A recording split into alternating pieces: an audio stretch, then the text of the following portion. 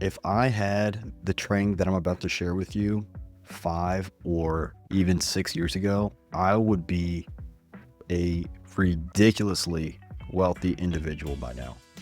In this training, I have included almost everything you need to know to reach $10,000 in monthly recurring revenue as intelligently as possible without wasting a cent or a second. And you can really take this business model, as you're going to see, much, much higher once you put in the proper infrastructure and teams. Now, I'm not saying that just by going through this training, you're going to reach that number. 80% of you are not going to take any action, and you're just here to see what kind of shiny object I'm dangling in front of you, and you just feel productive by watching videos. 10% of you think you know better than the information that I or anybody else is going to share with you, even though your wallet is as skinny as a runway model in 2002. 5% of you just absolutely refuse to follow anything fully, like you're just looking for bits and pieces that you can take out, and then you wonder why things don't work. Now, the last 5% of you individuals will probably actually try to make something happen, and even then, you do need a little bit of luck on your side. So for the 5% of you who are actually going to make something happen, what I need you to do is I need you to get focused. This is going to be a longer training. Save this video, save this training somewhere, so that way you can come back to it or refer back to it as you need. And if you really want to, you can watch this video in like 1.5 or 2x speed and then go back through it as many times as you need, right? Now, if you want a copy of the document that we're going to be covering to follow along in the video or just refer back to, all you have to do is comment below and let me know you want it, and I will give you a copy 100% for free. Now, let's go ahead and dive into my favorite offer that is just absolutely crushing right now. And I don't think it's going to be going away anytime soon because of the evergreen nature that is just intrinsic to what it truly does. What this offer does is it's going to bridge this massive gap that exists between marketers and service businesses. There's a huge gap in between, and that's going to be what we focus on. Now, what am I going to show you in this video? Because it is a longer video. What I'm going to show you is the following. Number one, the business model that actually drives results for marketers and local service businesses, because you're going to be helping both of them. Number two, it's going to be the sales script. I'm going to give you actual sales scripts, plural, that uses your own prospects' numbers against them to help close them for the offer and micro offer, which leads us into number three, the actual offer that you're going to use to make these clients a lot of money, which means they will gladly turn around and pay you a portion of that. Number four, the micro offer that you can use to land clients who are maybe hesitant, or I hear this all the time, if you have zero prior experience, this is a really, really easy micro offer that you can use to close them with zero previous results and without applying any pressure. Number five, we're going to cover how to find high trust clients without spending a penny. This is super important starting out because you probably don't have a lot of pennies to spend. Number six, we're going to cover when to shift into paid traffic sources. Number seven, one of the most highly requested topics is how to build a moat around your business to protect your profit, so that way somebody can't just enter the market and catch up with you overnight. Number eight, how to build absolutely, listen to me, absolutely everything. We're going to walk through a GHL build, and I'm going to show you the back end of absolutely everything, and I can even show you how you can get access to the back end, the full snapshot that we're going to be looking at for, again, 100% free. So you don't have to pay me. You don't have to pay anybody to do anything that I'm going to be showing you. And we're going to be going through a whole lot more. I'm going to cover how to price your product. I'm going to cover time management. I'm going to cover accountability. And I'm going to probably cover a few things that I can't remember right now just because there's so much value in this document. I mean, you can see just how much is in this document. Again, if you want to copy, just comment below. But everything in this document has come from years of experience and what I wish I had when I was starting out. Now, who am I? Not that you care, but just to introduce myself to people who don't know or maybe have seen me and have no idea who I am. My name is Alec Roy. I have a bachelor's of science in project management. I'm an Army veteran, and I was able to play Paul Blart one time overseas in Qatar. So it was very, very uneventful. I'm a serial entrepreneur, as much as I hate that word, and I own or partially own 5 total businesses. I'm the Chief Growth Operations Officer and co-founder of Bidmate.com, one of my most favorite new projects that I'm working on. It's basically like this builder, supplier, concierge service startup. I'm a dad to a beautiful daughter, completely changed my life, husband to a wife who's way out of my league, who also changed my life, and I'm a deeply devoted Christian. Now, like I said, you probably don't care, but I wanted to clarify so that way you understood why I feel like I'm able to give you this information and not just regurgitate it from somebody else, right? Now, what you're going to see through this training is that you'll see the sheer amount of value that I'm providing. So that way, whatever I tell you, you don't have to believe like any of the accolades, which I really don't like sharing, but you don't have to believe any of the accolades. You don't have to fall for anybody's fake screenshots of Stripe or anything. You can just see the sheer value that I'm giving you, and you can know that I know what I'm talking about. Like I said, in this training, I'm going to show you exactly how to take this from 0 to 10K a month. Now, again, I'm not saying you're guaranteed those results, but I do have the case studies to back up what I'm saying at the very least. Now, in this training, I'm going to show you a small snippet of what we cover in my private community called Say So University. This is the same program that took Ismail from 0 to 9K in monthly recurring revenue in less than 7 months using only organic methods to reach auto detailers. And you can see the two videos right here on his interviews. It's the same program that took Holland from 0 to 10K in monthly recurring revenue in 7 total months. But once he nailed his product down, that's where he hit that 10K point in 3 months after nailing down his product. You can see his interview. He's a super intelligent guy. He did this, halfway part-time because he had other businesses and then moved fully into this. And it's the same program that took Sebastian to 10K collected over 3 months. Then he hit his first 10K month in under 7 months. And then a month or two later, this was actually yesterday, he sends me this screenshot where he almost hit the 20K mark. They had about 16K in cash collected. And he still had a few more jobs about to close out. So this is working for the right people. And of course, you need a little bit of luck on your side. Now, your perfect customer, the perfect customer that we're going to be focusing on, they are absolutely drowning in marketing noise. And what I'm going to show you is going to position you to save them, right? So first off, let's look at what we're dealing with here. You have local service businesses, okay? I'm talking about anybody who's working within a specific area. So they work within a specific area, not local to you. They're just local to their clientele, and they provide a service. So these are your dentists, your chiropractors, your photographers, your lawyers, all of your blue collar services like plumbers, landscapers, electricians, HVAC, right? You get the picture. Now, here's what happens with these guys. This is very important. When they start their career, they usually start by working for somebody else, right? Either as an apprentice, as a resident, as an intern, right? Depending on the market, right? They get really good at their craft because they're usually learning from somebody who is qualified to teach, who's very intelligent. Eventually they part ways. For your medical space, you finish residency. For your trade schools, you finish your apprenticeship.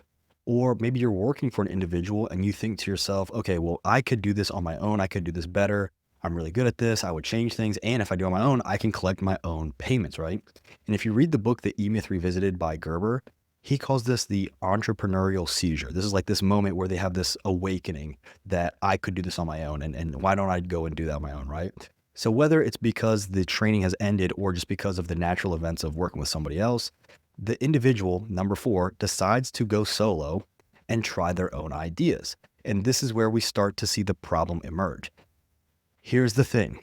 Being really, really good at what you do, wiring a house, performing surgery, fixing cars, cleaning cars, building a beautiful patio, right? It doesn't automatically mean that you're going to have leads flowing through the door. It just doesn't work that way. Now, what these individuals do is because they're really good at what they do and because they maybe have like a previous contact list of people coming over, or maybe they're just starting from scratch, but they almost always start with word of mouth marketing. Word of mouth just happens when somebody tells somebody who tells somebody and they start getting jobs, right? So, Todd started an auto detailer. Todd tells his friend Seth. Seth tells George. George tells Susan. Susan wants her car detailed and she goes back to Todd, right? And so they start getting jobs. Now, because it is word of mouth, what happens is if they work with a customer, the customer sees that they do good work, and then that good work leads to more word of mouth referral, right? It's like when you go to a good restaurant, you tell your friends about it. When you go to a good movie, you tell your friends about it. When you have a new TV show, right? You go and tell your friends about it. And so then they get more referrals, maybe even some Google reviews start coming in, right? But this is where things get interesting. At some point, they hit this wall, or the ceiling rather, where they realize that word of mouth is just not consistent enough. And they want more leads faster because they want to scale their business up. And so this is just a visualization. On the left-hand side, your y-axis, you have, let's just say, total clients per month. And on your x-axis, let's just say this is month 1 or year 1, right? Whatever time interim you want to look at. So in their first couple of months, they have, a few clients. And as they start getting clients and getting more word of mouth, it grows. Eventually, what happens is the people's network just doesn't turn out as many sales as they want, and they want to scale faster. So at some point, they either choose to go into some kind of sales or marketing system, which increases their leads coming in, or they just continue with word of mouth. And usually what you'll see is it will stagnate out. And these are your owner operators who are usually like, oh, we can't handle more leads. It's not that they can't handle more leads, but rather the individual who's a one-man show can't handle more leads because he doesn't have the money to build a team because he's been doing word of mouth this whole time, right? Now, herein lies the $1 million gap. This is why marketers and business owners will actually argue with each other over results, okay? And if you have been in marketing for more than a day, you know exactly what I'm talking about. If you have not been in marketing for more than a day, then this is gonna be foreign to you. So please don't comment if you have no idea what I'm talking about, okay? So what do, right? The service business then goes and they start looking up marketing and they stumble across marketing agencies and they then want to work with them. Now, what does a marketing agency do? The marketing agency comes in and they generate traffic using different mediums. So they might be an SEO agency, a PPC agency, an organic social media agency, a paid social media agency. It could be the whole thing, right? And sometimes they do a great job. But this is where everything falls apart. The marketer focuses purely, only, exclusively on generating leads. And you've heard these agencies referred to, again, marketing agencies or LGAs, lead generation agencies. What they're not focused on is generating jobs. So this is the traditional marketing model. You have traffic sent over to fulfillment. So traffic will be the eyeballs, the people who are potentially interested in buying, and fulfillment is going to be the service business because they are fulfilling what is purchased. Now, don't worry. If you think I'm going through like the basics, don't worry. We're going to get very complicated very quickly. I just want to make sure we're all on the same page, okay? So you've got Marketing Mark, and he's sending Service Seth all of this traffic. And so they're thinking, hey, Marketing Mark is thinking, hey, we got you 50 leads this month. Our job is done, right? However, the service business is sitting there thinking, yeah, but none of these leads, one of these leads, only 2 of these leads are turning into actual jobs. So while the marketer may have done his or her job, it doesn't necessarily mean that it has generated any closed jobs.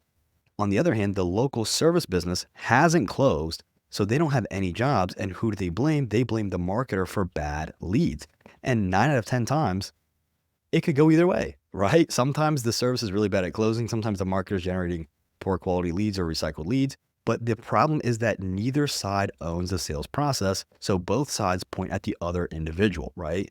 Do you see the disconnect? Okay, again, if you've been in marketing for more than a day, you know this is very, very prevalent. Now, this is where you come in with the missing piece, the sales system, right? The whole purpose of this training. And if you've watched my other videos before, then you know I refer to this as the conversion mechanism. This is the mechanism or the machine that is handling the conversion from lead into paying client, right? And I want you to think about it just like car shopping, okay? Just because somebody walks onto a car lot, which would be your traffic, and the dealership has the ability to sell, they have a finance manager inside, that is fulfillment, it doesn't necessarily mean that a sale is going to happen. You need that crucial middle piece, the actual sales process system individual, right? Without that middle piece, the buyer on the car lot is looking around like, is anybody going to sell me a car? And the dealer inside is thinking, what kind of bozo is this guy? Like, are you going to come in and buy a car, right?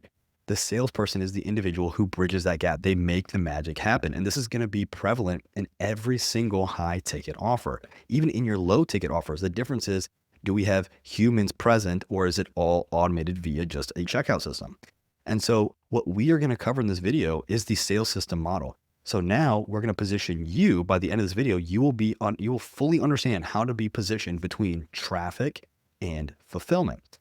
Now, before you cry about how sales is always slimy, I want you to jump off of your high horse because you just look really, really silly, and pay attention. If you've ever been car shopping, mattress shopping, furniture shopping, house shopping, any kind of high ticket shopping, boat shopping, you know that there is a significant difference between a slimy, pushy salesperson who's pushing a product and a quality, classy sales individual who is helping you understand what you're looking for and then bridging the gap, connecting the dots. If you have ever purchased, or if you ever have the ability to purchase your dream home, your dream car, your dream boat, your dream, whatever art piece, who knows, whatever high ticket piece you want to purchase, you know that if you purchase exactly what you want, you're not going to be upset trading the money for it as long as it's a good and reasonable deal. Even if they get you to pay $200,000 for a new Lamborghini, that makes sense and you're happy to do that if that's your dream car, right? So there's a huge, huge difference. And one of my favorite sayings that I don't know if I came up with this or if it just came up in conversation, but if you know who's actually said this, if someone said this before me, let me know, and you guys can put egg on my face or whatever. But one of my favorite things that I love telling people is that everybody likes to complain about salespeople. Like every department will complain about the sales team. No department ever, ever, ever complains about getting sales. I'm gonna say it again. Everybody complains, I don't like the puffed up salesperson, or they're confident, or they're the exact type of person we need to generate sales, and I don't like that individual. But you never hear them say, oh no, my paycheck is too big. Oh, too many zeros. We got two commas in our paycheck. Nobody complains about that, right? Now, what we are going to do is we're going to use their numbers to close deals without being pushy, slimy, salesy. So we're going to use the numbers of either the marketer or the service business, whoever you are focused on, to actually close these deals, right? So here's what the actual script looks like. When you're talking with somebody, you're going to say, okay, well, how many leads would you say that you're generating monthly? And let's say they tell you 50 leads. And then you're going to ask, okay, well, how many of those actually become paying jobs? Because again, they might tell you they want leads, but they don't want leads. They want leads because they think it generates into paying jobs, which generates into cash. So focus on what they actually want. Now, let's say they say about 10 jobs or maybe 20% conversion. Now, watch this. We're going to use their own numbers to demonstrate the value that you are going to provide, right? So you can say, so you're telling me that with 50 leads and 10 jobs at, let's say, an average value of $3,000 per job, whether that's one time or it's like returning, right? Let's say it's like, $300, 10 visits, right? You're making about $30,000 in revenue from these leads. Would you say that's accurate? Because you want to confirm before you move on. And they're going to say yes, because these are the numbers that they have given you. If they say no, they're going to correct it. But we're not making up hypotheticals. We're using the exact numbers they are giving you, right? And then you're going to hit them with, that means about 40 people are slipping through the cracks. What do you currently do with those leads that don't convert? Now, again, you want to ask them so they will expose their lack of a system or lack of a process, which if you have that low of conversion rates, there's a big missing piece. And I'll tell you right now, sometimes the business owner will lie to you that they're converting a high number. And if they are converting a high number, either A, let's track it and confirm it, or B, your prices are way too low. Now, most of them will just admit that they don't have a real system. And that's when you say, what if we could help you convert just 5 more of those leads? 5 more. So going from 10 to 15 at $3,000 per job, that would be an additional $15,000 in monthly revenue. Is that right? And they're going to say, yes, that's right, because it's their numbers that they've given you. And you're going to say, would you be upset if we did that? And they're going to say, no. If anything, they're going to want to say, well, I'd want to see how you do that, right? So this is basically the flow, right? How much do you charge on average? We charge $3,000. How many leads do you get a month? 50. How many leads for initial jobs? 10 or 20%. So you're saying on average, you're making $30K a month. Yes. Okay. With those leads that you're closing, you don't need help. You're already closing them. But with the leads you're not closing, with the leads you're letting slip through the crack, what if we converted more of them? And I'm going to show you how we're going to do that. And we're actually going to set the whole thing up in this video. So we're going to focus on this portion. Too many times people focus on the process that's already working. You don't need to worry about the process that's already working.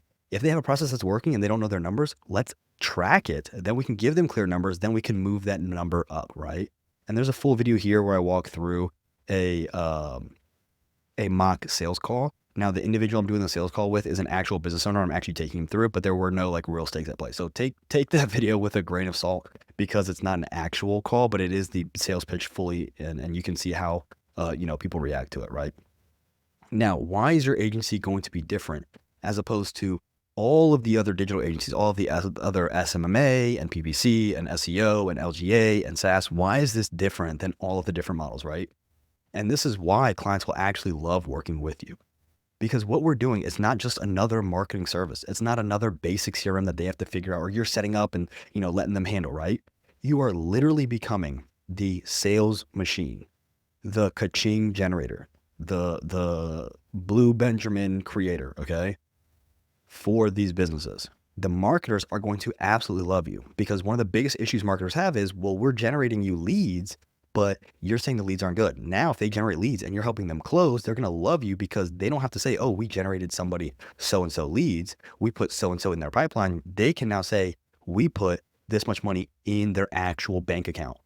That is a huge, huge difference for the case study.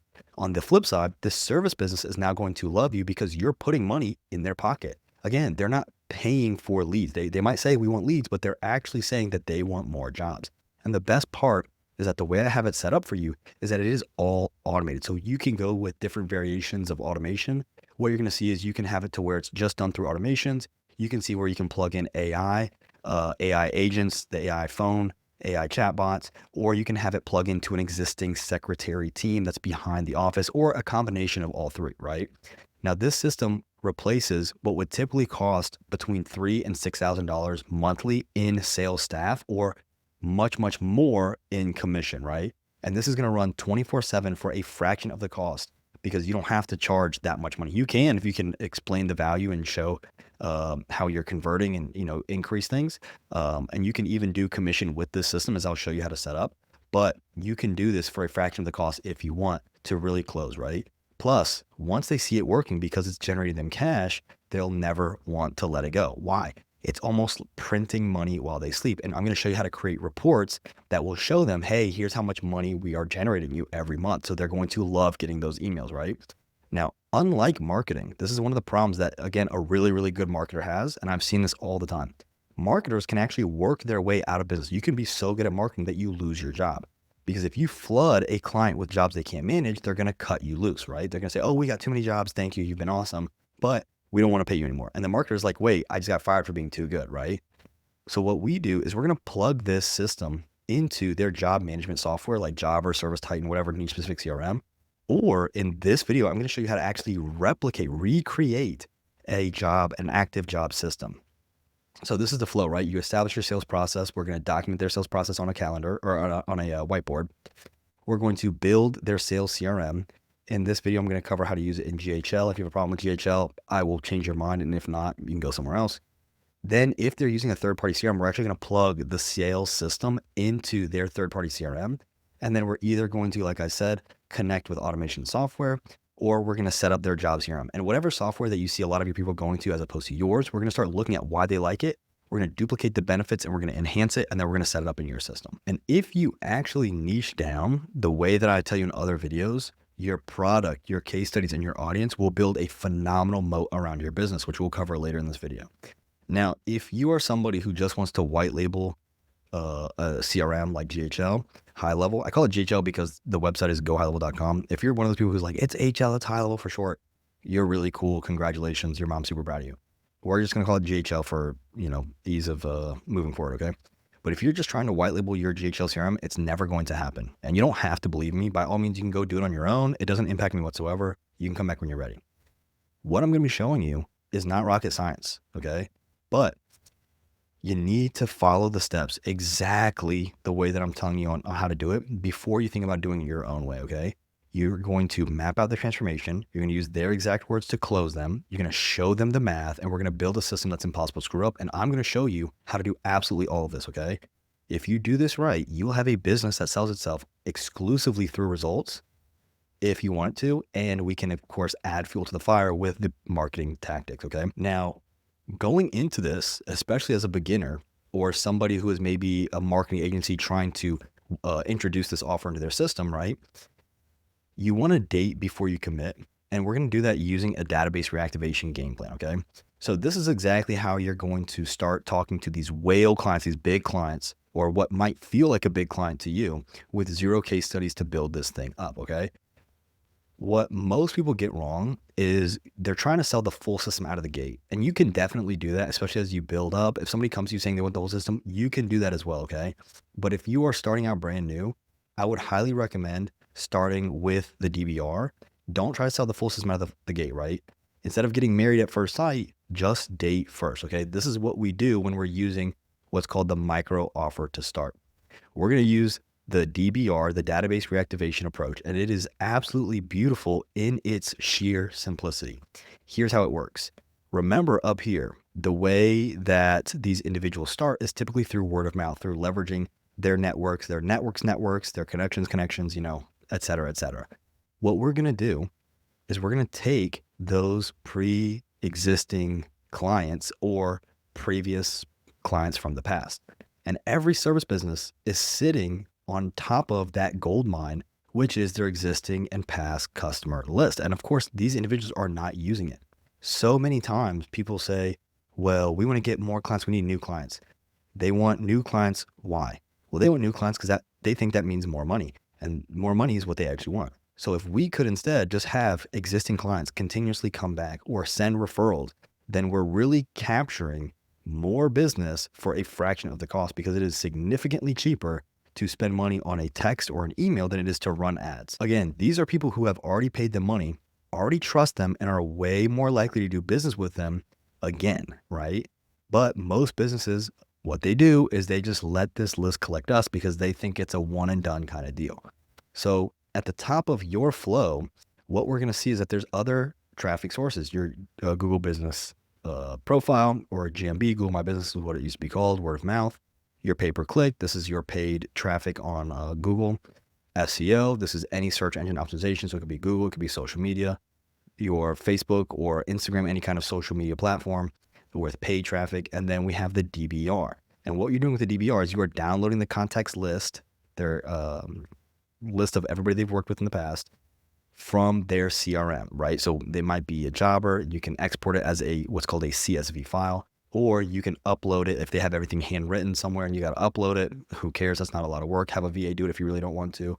And you're going to upload it into a Google Sheet or an Excel sheet, and you're going to save it as a CSV file. You can then take the CSV file with the contact's name, email, phone number, and you can upload that into High Level, which you're then going to add into the automations that I'm going to show you how to do. And that's going to plug it into your system, which will cover the full system just a little bit. Now, this is where you are going to come in, because you are going to be the individual who sets this all up. So what you are going to say to the business owner is you're going to say either to the service business, talking directly to them, or talking to the marketer, explaining the process. But you're going to say something like, before we talk about getting you new customers or your clients new customers, let me show you how to make money from the customer list or the contacts you already have. We can do this for just between $50 and $500. And if we generate enough cash from this campaign to warrant the full fee, if we make you enough money to where you want to work with us, let's talk about moving forward. Let's talk about expanding, right? Now, again, watch this. You take their list of contacts, flowchart right here. You're going to load it into GHL and you're going to add it to the automations. And I'm going to show you how to build all this out, right? Now, the three main things that you're going to be doing are the following: asking for reviews, asking for referrals, and or promoting any special offers they want to run.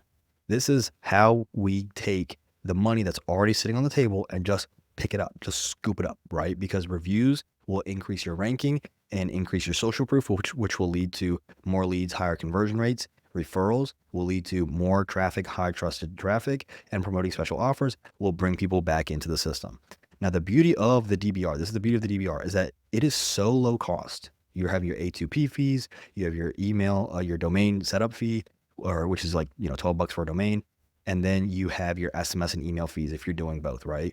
It's so cheap that if you want to, you can do it for free, and you can even eat the small SMS and email costs if you want to, right? The benefit of doing this is that you are providing your value before asking for the big commitment. When you generate a bunch of reviews, referrals, and new business from old customers and contacts, scaling them into the full system becomes a no-brainer, because you've done the hardest part of any relationship, which is establish trust through proof of concept. Now, frankly, there are only 3 outcomes to running a DBR. So let's go over those. Number 1, which is everybody's biggest fear. This is no or low results, which didn't break the bank because, again, it's so cheap to fulfill that they either are not too upset when they lose the money, or you can have a guarantee that contradicts, that counters their anxiety and your own anxiety of failing, which is, hey, if we don't make you your money back, I will pay back for everything. I will cover the fee entirely, or you don't pay anything unless we get results. 100% guaranteed, free to set up, right? Option number 2, let's say you get them great results, right? You launch your DBR, you get great results right here, great results, but the client takes the money and walks away. You can still create a case study saying, hey, when they gave us $50, we turned that $50 into this many reviews, this many referrals, and this much cash collected, right? So you can still get a case study from that. You can still get proof of concept from that. And proof of concept is just saying we have proof that what we do works, right? We have evidence that this works. Number three is the best option. You get great results. They take the money that you help them collect, and they reinvest those funds. They reinvest that cash back into you, saying, hey, here's more money. What else can we do? And that's where you go into your full system, right? And so you can see before we had this sales process CRM building this out, the DBR just comes chronologically before that. If it works, you see how we move into that, right? Now, here's what's really cool. I'm going to show you sales math so simple that anybody can close with it, right?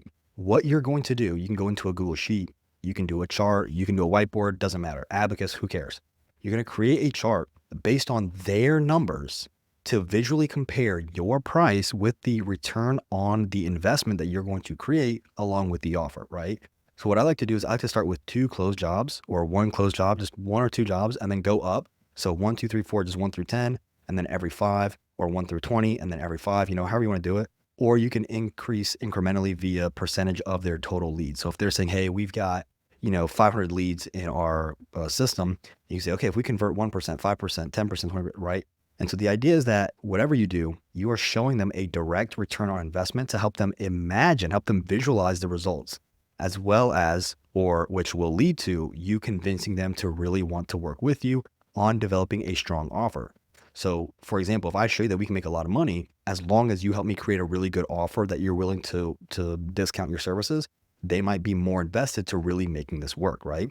Now, in this example, I'm going to choose an offer value of $350, which means the client is selling something that costs $350, or the CLV, the client lifetime value, is $350, right? So that might be like, 7 visits at $50 a pop, right? That leads to $350. Now the DBR cost, we're going to go with the most expensive DBR cost, which you could do way more, but let's just say 500, because I said 50 to 500. Let's just say 500. You could do 50. You could do way cheaper. You could do free and still use this process, right? So if we generate 2 jobs, they're selling something that costs $350. We have helped them collect $700 in cash. The ROI, because we're subtracting our $500 fee, is $200, or a 40% ROI. At 10 jobs, you help them collect $3,500, $3,000 after your fee, 500% ROI. 25 jobs, $350, $8,750, $8,250 after your fee, 1550% ROI. That's insane. 50 jobs, $350, 17,500, 17 after the fee, 3,300% ROI. So you can show them when you're going through these numbers, if they have a big contact list, you can show them, hey, like you have a chance to really make a lot of money here with a one-time payment of $50 to $500. Like, help me come up with something that we can do that you're willing to do financially to get to this number, right? Now, what's really interesting is I want to give you another scenario that shows why it's really good. When you work with these individuals, you really want to target not necessarily their most demand offer, but their highest ticket offer, right? So this is why it's really important to focus on those really high ticket offers, or even really high CLVs, strong CLVs, okay? And again, those are client lifetime values. So if we focus on an offer now, instead of 350, of just 1,000, right? Which is really not that high ticket, but let's just say 1,000, right? 2 at 1,000 is 2,000 minus your fee is 1,500, 200% ROI. You can already see there's a big difference between 40% and 200%. If you illustrate and just show them this chart, right? Map it out with them. You're saying at 10 jobs at $1,000, $10,000, subtracting my fee at 9.5, 1,800% ROI. 25 jobs at 1,000, 25,000, 24,500, 4,800% ROI. That's insane. 50 jobs, $1,000, 50 grand, 49.5 after your fee, 9,800% ROI return. This is actually insane. Now, if you've seen my other video where I cover the DBR process, I basically walk through this character that I call James, which is just like a pseudonym or a misnomer for a former client of mine, just an alias. And he ran a DBR. He did this exactly. The contact list he had was only 50 contacts. Now, for reference, I recommend a contact list of 100, 200 plus, but he just did it with 50 contacts. And I can't remember if the guy said he only had 50 or he was only giving him 50 to work with. And he sent out this DBR. It was like a 3-piece DBR. He only had 2 people, right? Now, the 2 people who wanted to work with his client, they totaled, just those 2, under 50 grand. I think it was like $33,000 or $35,000 for a room remodeling, and then another one was like $12,000 for a different remodel, right? But it was like right under 50K. And this is why, in my opinion, it's so important to work with these bigger offers or strong CLVs, because if you get just a few jobs, you can still have insane returns, right? And there's a full video here where I cover using DBRs to build trust with big clients. But if you're watching this video, we're going to cover that and a lot more. Now, let's get into building the actual money machine, or what we're going to be building, the map, right? And this is the sales automation, the sales workflows that actually work, right? So here's how we're going to make this whole thing happen, right? Number one, we're going to use a software called High Level. Again, I call it GHL for short because the domain is gohighlevel.com. Now, you can white label High Level, but we really want to make sure that we're actually setting it up, right? I'm going to be like super direct with you guys. If anybody is telling you to just pass it off, to pass High Level off as your own software company, they are a scammer at worst. They're a scam affiliate, and I'll tell them and I'll tell you. And at best, they're completely inexperienced liars who have no idea what they're talking about. This is not your own software, right? Unless you're hanging out with Sean and you're talking about the devs and you have direction on the product, it's not your own software. You are white labeling it. You are reselling it, right? That'd be like going and buying a hammer from the store and saying, this is my hammer. I created this hammer. No, you just bought it. That doesn't mean that you can't do something amazing with it that other people can't do. Just don't lie about what it is, okay? Now, what we're going to be doing is really leveraging High Level for the reasons that it's really, really strong, okay? Now, High Level GHL will act as, at the very minimum, your sales CRM that will bridge the gap between whatever marketing platforms, so Google Search Console, PPC campaigns, your AdSense, your pixels, it will plug that, go into the sales CRM, and then it will go into whatever fulfillment CRM that you're using or active job management software you're using, like Jobber or Service Titan. And again, I'm going to be covering how to do this in GHL, right? Once they come in, the system is automatically going to hit them with some kind of a follow-up sequence, like a 6-piece, 10-piece follow-up sequence, right?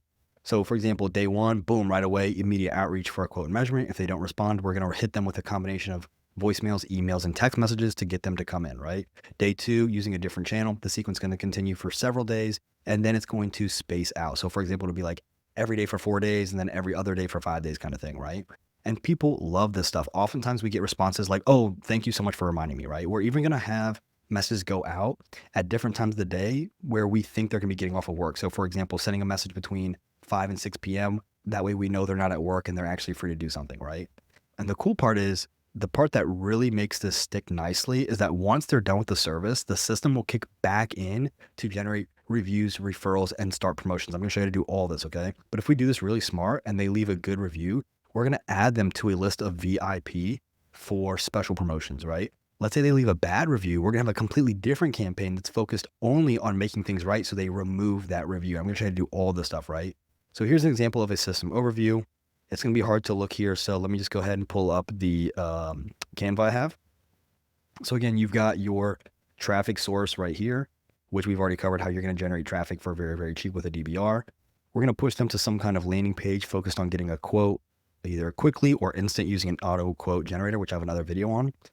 Then we're going to collect their personal information and project details. Then we're going to move into, until they move to an on-site inspection, whether this is us going to them or them going to us. We're going to do an SMS, email, voicemail drop. If they don't reply, a text message. Next day, text message, voicemail drop. Next day, text message, email. Next day, text. Next day, maybe, you have a manual action call, whatever. Once they go through that full cycle, we're going to just move them as a cold lead, added to that long-term nurture. And the benefit of doing that is, if somebody reaches out about getting their car detailed, we know, okay, they are somebody who shops for this kind of thing. Let's try to bring them back in later, right? If I don't have a car, I'm not going to reach out about getting my car detailed. So it wouldn't make sense for me to reach out to it. So once these people take certain actions interacting with your company, we can make, deductive assumptions that if you're asking about home remodeling, that you own a home. If you're asking about, teeth cleaning, you care about your teeth. If you're asking about, hair plugs, you've got my hairline, right? Who knows? And then from there, you're going to push the on-site inspection and you're going to see, do we have objections trying to push them to an on-site inspection? If yes, I'm going to show you how to create templated scripts to handle the objections. So that way we continuously go through here until the answer is no, they don't have objections, which means the appointment has been scheduled. We don't need this arrow right here. Once the appointment is scheduled, they're either going to go into the niche specific CRM, there we go. Or it's going to move them into your active jobber management, which I'm going to show you, right? With the active job management, you're then going to notify the customer. You're going to have the team notified, collecting upfront payment, project begins, materials are purchased if needed, the team is assigned, there's a communication process established with the customer. There's daily, weekly, monthly communication, depending on the fulfillment cycle. Once you're done, we have the customer sign off and a certificate of completion is issued. Final payment is received. Once final payment is received and the job's closed out, we're going to ask the technician, not the customer, the technician, do you think that the client had a good experience? And what this does is this allows for review gating, but FTC compliant. Review gating, if you don't know, I have a whole video on this. Review gating is when you ask a client for feedback. Did you have a good or bad experience? If they say good, you ask them for a review. If you say bad, you ask them if you can fix it. That's review gating. You have to give everybody the equal chance to leave a review. So what we do to keep the evidence of review gating hidden or offline, or even just to avoid review gating altogether, is we don't ask the customer, did you have a good experience? We ask the technician, individual that work with them, do you think they had a good experience? And if the technician says, yes, they did, let's ask them for a review referral. If the technician says, no, they didn't, let's not ask them at all. So now there's no paper trail that you review gated. And if the customer wants, they can always still leave a bad review, which we have campaigns around handling, right? And of course, the more reviews, referrals, social proof added to the portfolio, follow this line right here, it goes into GBP or GMB, word of mouth, and those creatives can be used on PPC, it can be used on social media, it can even be used on DBRs when you email out pictures of other jobs, right? Now, what makes this absolutely massive is that the process we're gonna be building out is really not gonna change too much. And you're going to be charging between $300 to $1,200 monthly based on the industry, right? So roofers will happily pay $1,200 because they are dealing with bigger ticket, right? But barbers might be more comfortable at $300. And the thing is that it's really just the same system adapted to different niches. So the way that you're going to identify the pricing, because this is a big question to get, well, how do I price? Is you're going to do the following, you're going to use really the following 5 questions, okay? Now, the first 4 questions are referred to as the Van Westendorp pricing model. So obviously that's not my name. It's not my model. I'm going to give you my favorite question, which you can see down here, and I'm going to explain why it works so well, right? Now, with your first 5 clients, this is very important. With your first 5 clients, your goal is not to make as much money as you can on them, okay? That's not the goal. The goal is really to develop your product, practice, and learn what you could charge. So those first 5 clients, those are your internship. Those are your dummy runs. Those are your guinea pigs, okay? Once you're done working with them, you're going to ask them these questions, okay? Again, first 4 are Van Westendorp pricing model. So what they say is and you can look up a video on this, they basically show you how to create charts that do all this for you. But number 1 would be, at what price would this be so low that you start to question the product's quality? Like at what point is cheap too cheap, right? That you're questioning it. And I had a guy come to me who worked with roofers, and he said, oh man, I hopped on a call with the guy, and he said, you know, how much does it cost? And I told him it was 800. And he was like, oh, it's only 800? And he was like, oh man, I just sat there feeling so stupid. I could have charged more. And I told him, listen, could you have charged more? Yes. But did you close? Also, yes. So what you're going to do is develop your product with him. And then at the end, you'll ask him these questions. So it's okay to lose a little bit of money because, again, that's not the main goal. Again, asking at what point is cheap too cheap? At what point do you feel like this is a good deal, right? So it's not too cheap, but it's a great deal for what it is.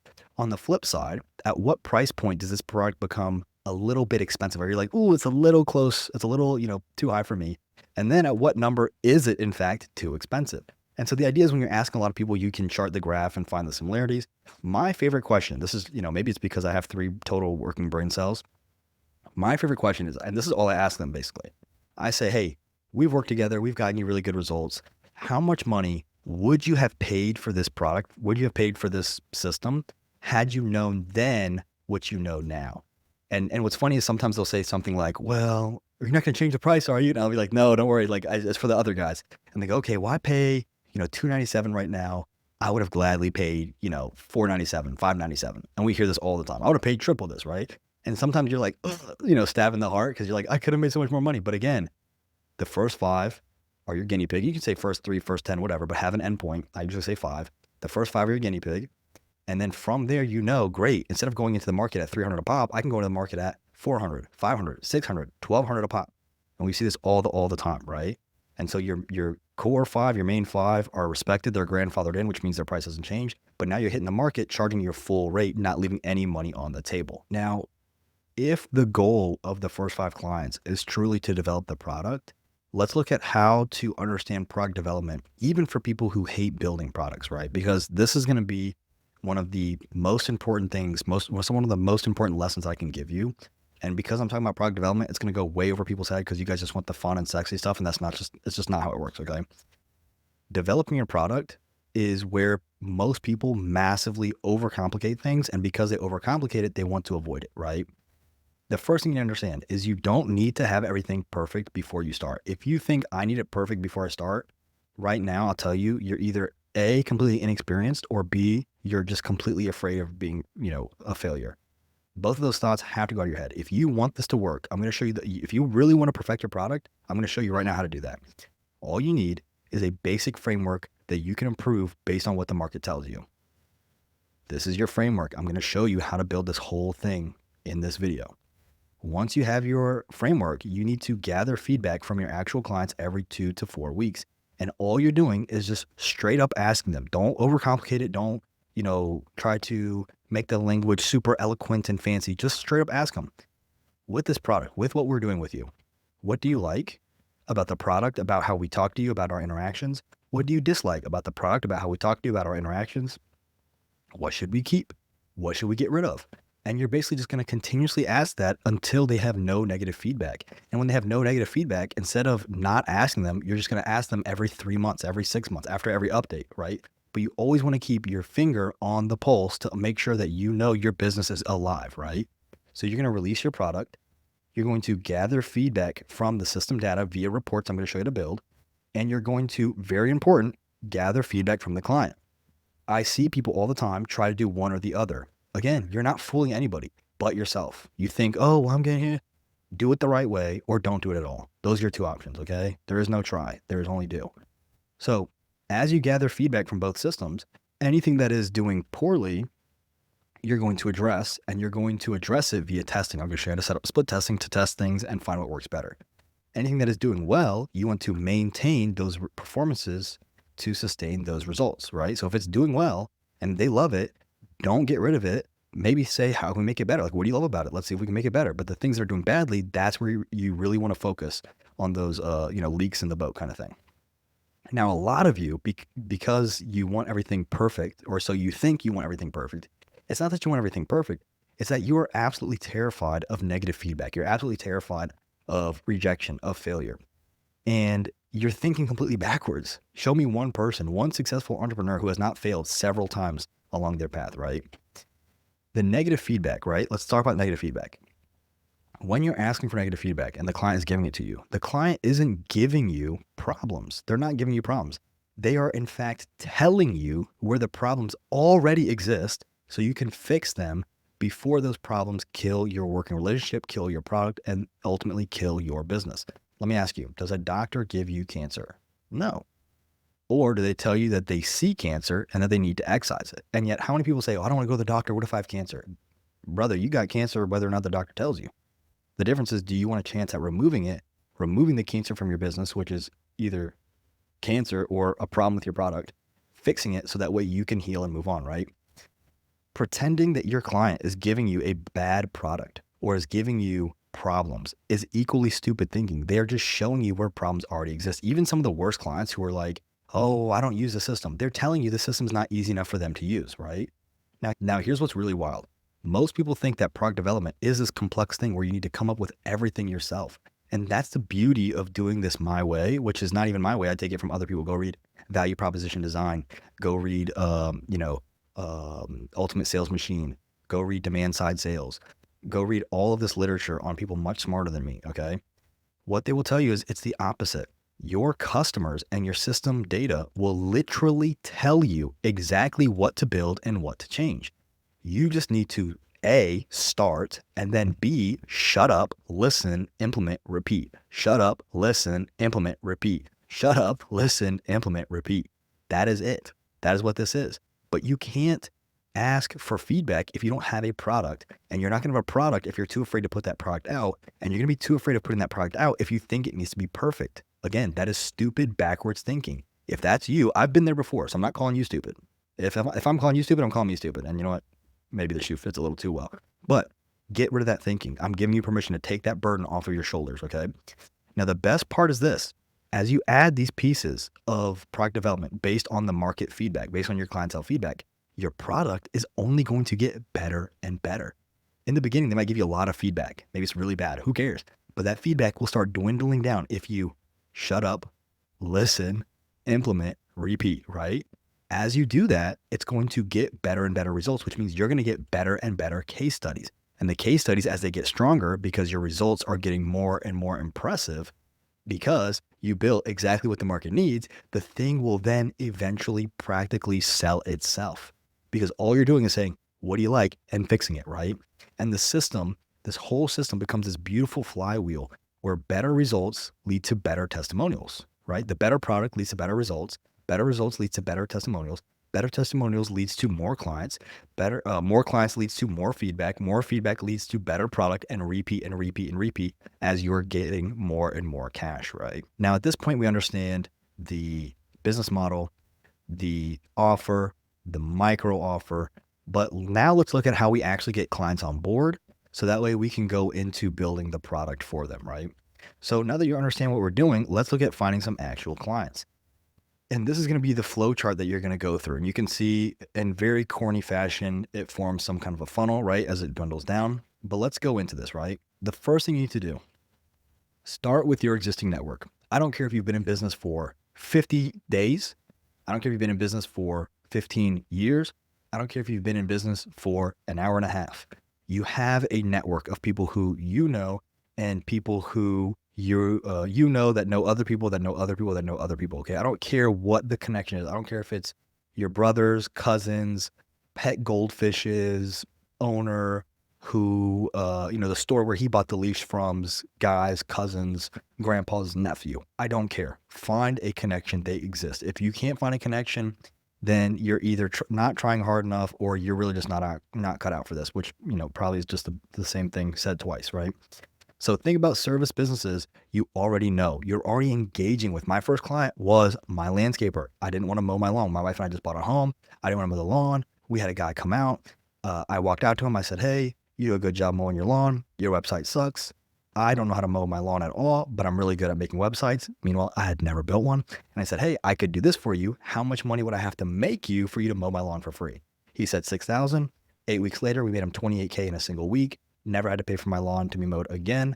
Never had to pay for my snow to be shoveled. He did all that stuff for me. He was very, very happy. And it was a phenomenal case study. And it's how I got into the landscaping and lawn care niche for one of my agencies. Just looking at the connections I already had. It doesn't have to be, the glass slipper that went on Cinderella's foot. Stop putting pressure on having a niche and just put pressure on finding a niche in general, right? So looking at who you already know, your dentist, your mechanics, your landscapers, your friend, your uncle, your cousin that runs a business, the business that you used to run. I had somebody come to me, they're like, I don't know what niche to pick. And I'm like, oh, do you have any business experience? And she's like, oh yeah, I've been doing wedding photography for 20 years. Duh, right there. Duh, right? That's a great one. Now, when you reach out, all you have to have is some kind of pre-existing connection. I don't care how small it is, just some kind of excuse. They've done studies on this, just having an excuse to talk to somebody. This will literally give you all of the credibility you need for that first conversation. And if the first person rejects you, go to person number 2, go to 3, go to 4, go to 5. One thing about me, I don't care how many times I get rejected, I'm going to go until I get a conversation. Now, when you reach out, you want to position yourself a little bit differently than how other people do it, right? Instead of just pitching and saying, oh, this is what I do, I want the whole sales process to be collaborative. If you notice, when we do the DBR, we're saying how many leads you get, how much you get. If we did this, we did that. Does that make sense? It's collaborative. What are your numbers? So I can show you examples. When we're doing the sales process for the offer, what's your average ticket price? How many leads you get? How many do you close?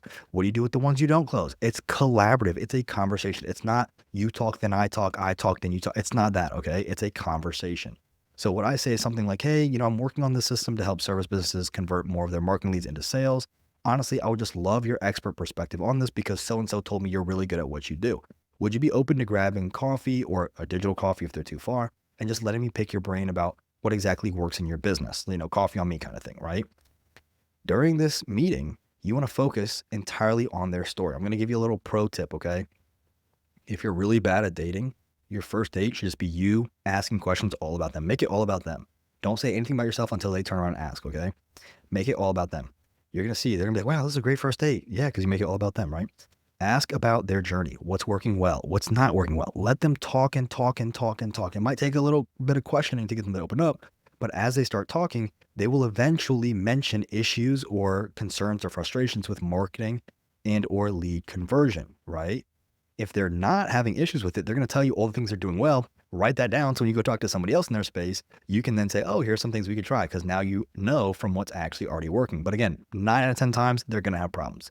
This will be your opening to share your minimum viable product. This is the smallest, fastest thing you can build that translates value, okay? You can share the MVP, which is your map or your flow process, and your database reactivation process using the scripts I covered above. And you can just do that in person. If you're on Zoom, you can do it on Zoom and screen share, your Canva builds. But if you're in person, you just explain the process using the exact questions I've given you, right?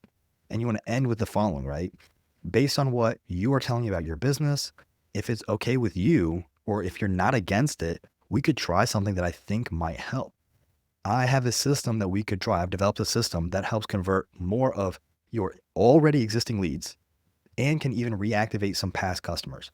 Would you be against? I always like to frame it in a negative, right? That's the sales tactic, the negotiation tactic, right? Would you be against letting me implement this for free for 30 days or for only $200 instead of $500 for 30 days for, for life, whatever, in exchange for your feedback? And if it works well, I can document the results as a case study, right? So you're saying, listen, it has to be this transparent conversation. It can't just be, oh, I'll give it to you for free. It's like, what's the catch? So you have to just be very upfront and transparent. You can say, hey, listen, I haven't done this before, or I've only done this with one other person before. I would love to try A, B, and C. I will do all the work for you. And because this is going to be a little bit of time off your plate, I can do this for free for 30 days. I can do it for free for 90 days. I can do it for only this much versus that much. And if it works well, all I ask is that I can document the results as a case study. So you're basically telling them, hey, here's everything honest about me. I want to make you money. I want to do it for a very low or no cost. And all I want in exchange is proof or permission to document it as I do it. Again, they say no, move on to the next and repeat. Somebody will say yes. This is not me saying like, oh, keep doing it till it works because I have no idea that it works. This is me saying you're going to face rejection. Rejection is part of the game. If you continuously do it until it happens, then you are making it happen. If you're afraid of rejection, again, either A, go through rejection therapy, right? There's a lot of funny videos on rejection therapy, or B, find a different job, okay? Once you've delivered them results, and you will because the DBR system is designed for quick wins, right? Either, we've already covered this, no results, you give them the money back, no harm, no foul. Great results, we have a case study. Great results, we reinvest, right? This is where the magic has happened because you've established trust with them via the proof of the concept. So you're going to ask them two very important questions. Number one, who are two other service business owners? So we're not going to say service business. We're going to say, if we're talking to a lawyer, who are two other lawyers? If we're talking to a dentist, who are two other dentists? If we're talking to a electrician, who are two other electricians, right? That you know that might benefit from what we have done here. Maybe they give you names, maybe they don't. Question number two, what business groups are you involved in or events do you participate in where I might meet other people just like you? Because I loved working with you. I wish I had 10 clients just like you. Where can I find more people like you? Where do you hang out, right? And this is going to open two very powerful doors. And you can do this with absolutely everybody you interact with.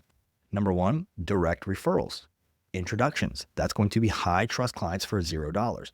Number two, access to broader business communities. These are going to be very important because not only can you get in front of other people, but we're going to actually leverage other people's audiences that they've already built to get more sales. You hear all the time people talk about OPM, right? Other people's money, right? That was a big like dropshipping thing. We're going to cover OPA, other people's audiences, and leveraging those to build your own, right?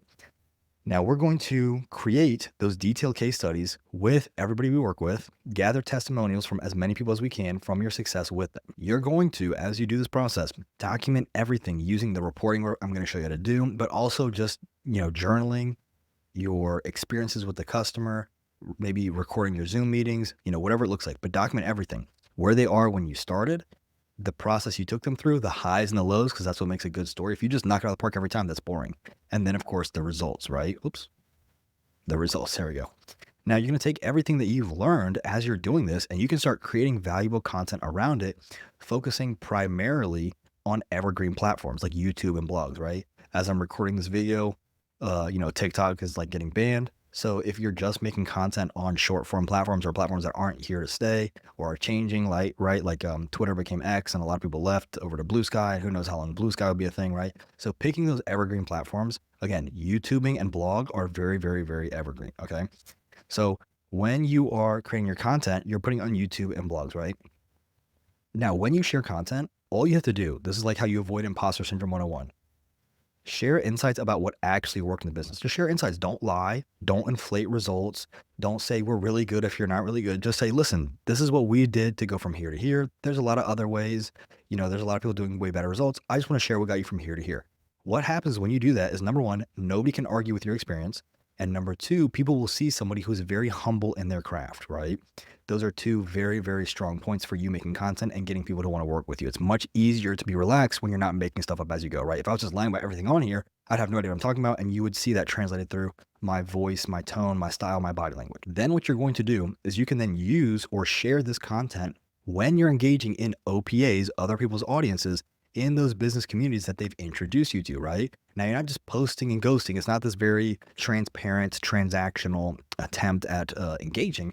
Rather, it is you actively participating in discussions, offering up your training resources when they make sense, answering questions, providing value, encouraging people when they do well, consoling people when they do poorly, right? It's called social media. Be social. If you just log on to Facebook just to say, give me money and, give me, and join, and hop on a call, right? It's not going to work out. You've got to be social. As you're building your presence in these communities, what you can do in your content is you can invite people to join your own online community. This could be a literal community like Facebook, School, Collab, Discord, or it could just be following you on social media, following your Instagram, following you on Twitter, following you on TikTok, following you on Facebook, right? Friending you, joining your newsletter. It could be anything where you are building your own audience. Now, when you do this, you are able to follow up with these people, which is extremely important. Go read Ultimate Sales Machine by Chet and Amanda Holmes, phenomenal book. You're able to follow up with these people as often as you would like for 100% free on social media or extremely low cost if you're doing email and SMS. And I would highly recommend doing both. If you have no money up front, again, I showed you up above, Ismail hit 9K just using social media. That is free. I got 92 clients with a $0 client acquisition cost because all I used was social media. That is free, right? Now, when somebody joins, what you do is you immediately welcome them. When they join into your community, right?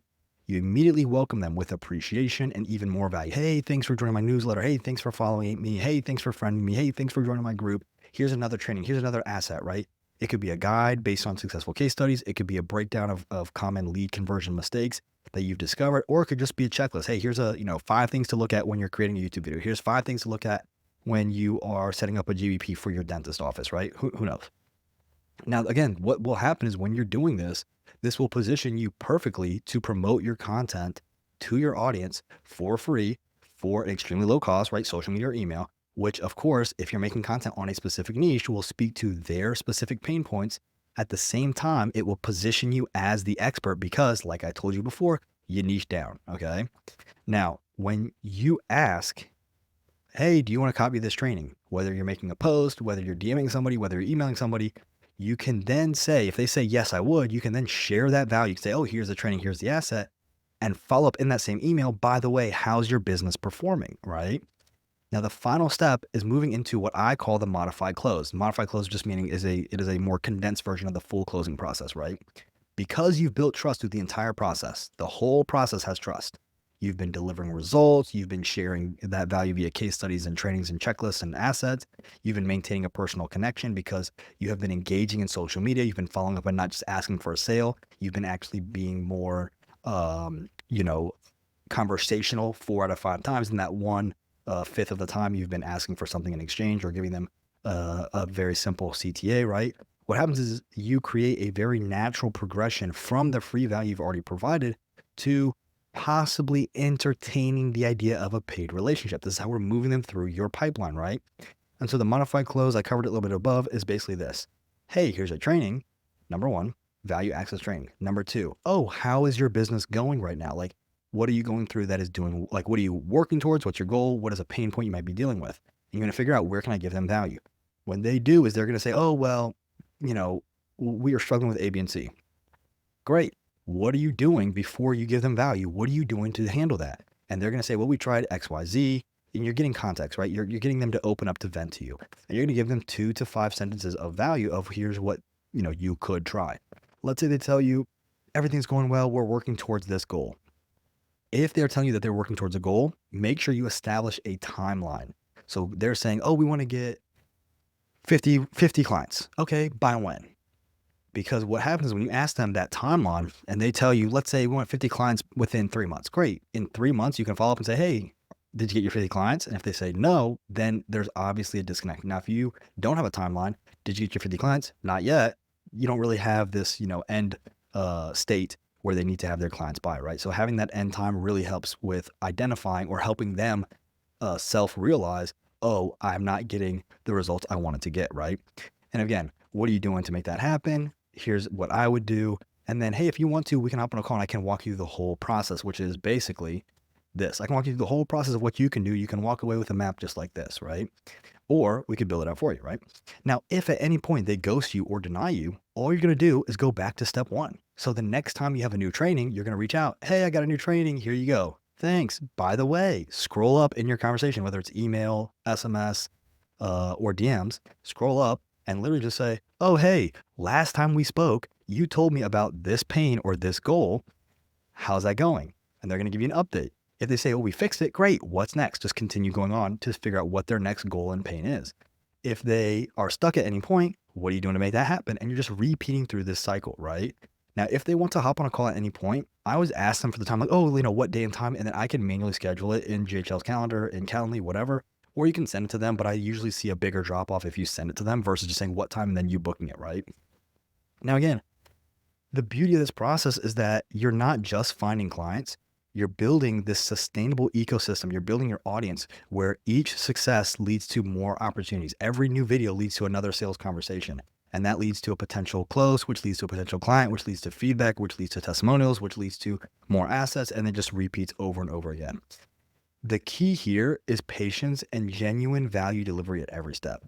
There's a lot of people who just say like, oh, well, I could work with any niche and close absolutely anybody. And it's like, you could, but there's no moat established there, as you'll see very soon. And the bigger problem is that the value you're giving is way too generic versus somebody like me, who's very, very specific in terms of who they service. So they're going to want to work with me over you every time, right? Same goes with all the people that work with me. Now, everything I've shown you here is free. Going to these events might be, a couple of dollars a ticket, right? 50, 70 bucks a ticket. But most of the time, these communities are free to engage in. These referrals are free to get, right? What happens is at some point of you doing this, you're going to raise enough money to where you can justify rolling into ads or some kind of paid traffic. And this is what I refer to as the magic 1K that will change your client acquisition, right? Now, again, starting out, you need to leverage either time of money, whichever you have more of. And the answer out of 1,000 people I've spoken with, 999 times is more money than time, right? I had a guy come to me and he was like, oh, I've got $2,000 to blow. I said, do you have that recurring every month? Do you have that recurring every quarter? No, just one flat time rate. Okay, you don't have more money than you have time. Promise you, right? Now, here's something critical that people get really, really backwards. A lot of scam affiliates will tell you that you should just start burning money on paid traffic. Using my ads, you should just recycle my creatives and go. It's going to work with you, right? You haven't proven your model works. It's not a good idea to do, okay? If you're thinking, well, I can create an ad that I know people will like, and you really don't, what happens is you are thinking that by taking a pile of dog crap, just a pile of heaping dog doo-doo, which is your advertising creative, and throwing more money at it, right? Oh, it didn't do well if I posted it on social media, but let me throw money at it. Maybe now we'll do well. No, it's not going to make it stink any less. You got to use just one brain cell. I got 3. Let's just use 1/3 of my brain capacity, okay? If something is not working in front of the people who are already engaging and following with you, or if nobody's following you, nobody's engaging with you because your content is not speaking well, what difference is going to be when you throw money at it? None, right? So what I do is, and this is something that I had to learn on my own because my business partner and I spent like $8,000. We lost a lot of money. And I was like, okay, well, I obviously can't keep losing money, right? I can't hemorrhage money. So what I had to do is I had to change the way that I approach business, starting business, right? Which was think of building your business like playing a game where you can only spend money that you've earned in the game, right? So starting out, you have no money. That's what this whole section beforehand was, right? That's what this whole flow right here was, right? Finding people you connect with, asking about their business, sharing products, creating, getting referrals, joining groups, creating content, sharing content, modified clothes, right? That's what that is. It's all free stuff, right? So your first mission or your first metric to really go after is to get $1,000 in surplus revenue, just using the organic methods we've covered. So surplus just means I have $1,000 in profit that I'm willing to reinvest into the business. Now, that's what surplus refers to, right? Now, the reason I like the number 1,000 is because it does four main things. Number one, you're proving that your service is actually delivering results because you have clients who are paying for it and they're sticking around. Number two, you have people who are willing to pay for it, which means you know the product is good enough to promote to other people. And you know that the product is actually working. You're not marketing a product that you have not proven. You're not marketing a process that you have not yet mastered, right? Number three is that you can acquire clients without spending money. So at no point are you relying on paid ads as your sole traffic generator. Instead, you are generating an audience organically, and the paid stuff is just adding fuel to the fire. And number four, it's a really healthy budget for ads to actually collect data and results. If you don't know how ads work, they use like a pixel, which is kind of like AI that is tracking and understanding how the people are engaging with your ads. And then it is trying to position your ad in front of people who are actually going to engage with it. So if you don't have a lot of money, it's going to be hard for the system to collect that kind of data. If you have more money going into it, it's going to collect better data. Okay. Again, I'm oversimplifying it, but that is the short of it, right? Now, again, once you're hitting that $1,000 in surplus, you have then earned or unlocked the ability to move to the next level, which is that paid traffic, right? And this is where you start reinvesting your earnings into smart targeted ads because you have now established who I'm working with. Again, another reason why you need to niche down. You have now established the product that they like, the language that they use, because you have been speaking with them and understanding the lingo and the jargon, right? And this is the great key. This is the big key right here. You're not gambling with your rent money or savings. You're only playing with house money, profits that you have already generated from the business. I had somebody come to me and he really wanted to work with me, and I completely rejected him. And he said, I've been doing this for 5 years. I'm getting absolutely zero results. And I've spent $35,000 on coaches and programs and all the stuff. And he's like, I want to work with you because I think you're the right guy. And I said, absolutely not, because you are gambling your money. And he said, yeah, you know what? I think you're right. And then he told me that his wife and kids left him because he spent all of their savings on this failing business model over these years. He was just hemorrhaging the family money. And I'm telling him, you are just gambling under the guise of trying to build a business, but you're just gambling. When you do it this way, you don't have to worry about, oh, I don't have food to put on the table. I don't have money that, was supposed to go into my wife's birthday present or kids' clothes for school or the water bill or mortgage, right? Because you're not gambling with your money, okay? This approach should completely change how you think about growth. The game is very simple. How can I land clients without spending money so that I can raise the very money I need to reinvest into paid traffic? And I've given it to you right here. This is the full process right here. And people will argue with me and, you can do whatever you want. You can, if you really want a cold call, of course you can do that. But the idea is that you're building an audience that you can leverage with one message to everybody, right? That is very, very easy. This will force you to get creative. It will force you to truly perfect your organic acquisition strategy. It will force you to understand how to build relationships, which is the number one most important metric in business. Profits are a symptom of good relationships. It will show you how to build an audience. If you can build an audience, that's probably the hardest business skill to have, is building the audience. Product development is just talking to people. Managing a team is just talking to people. The team becomes like your own clients, right? You're just talking to people, making sure they're happy.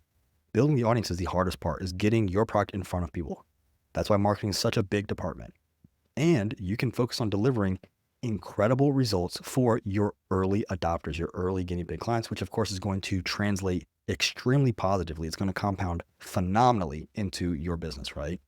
This is like building a money-making machine and testing it thoroughly before putting it on the road, before adding an insane amount of fuel into it, right? Before turning on the nitrous.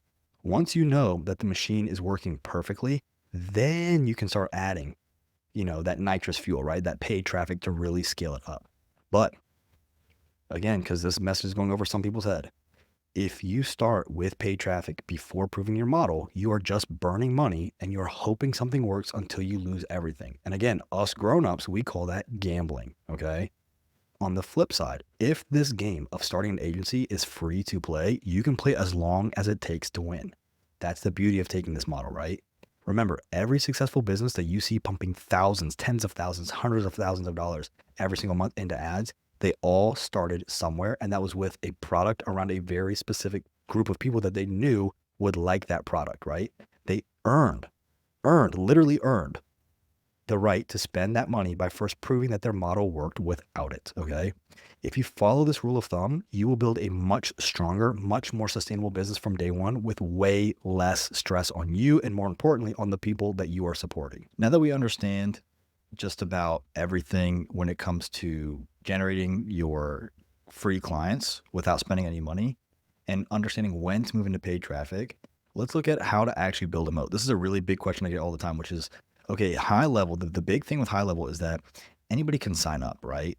Anybody can sign up. All you have to do, if you want to sign up, all you have to do is just go to this website and you can get, this free 30-day trial. You can sign up on the 97, 297, 497 plan. You can upgrade, right?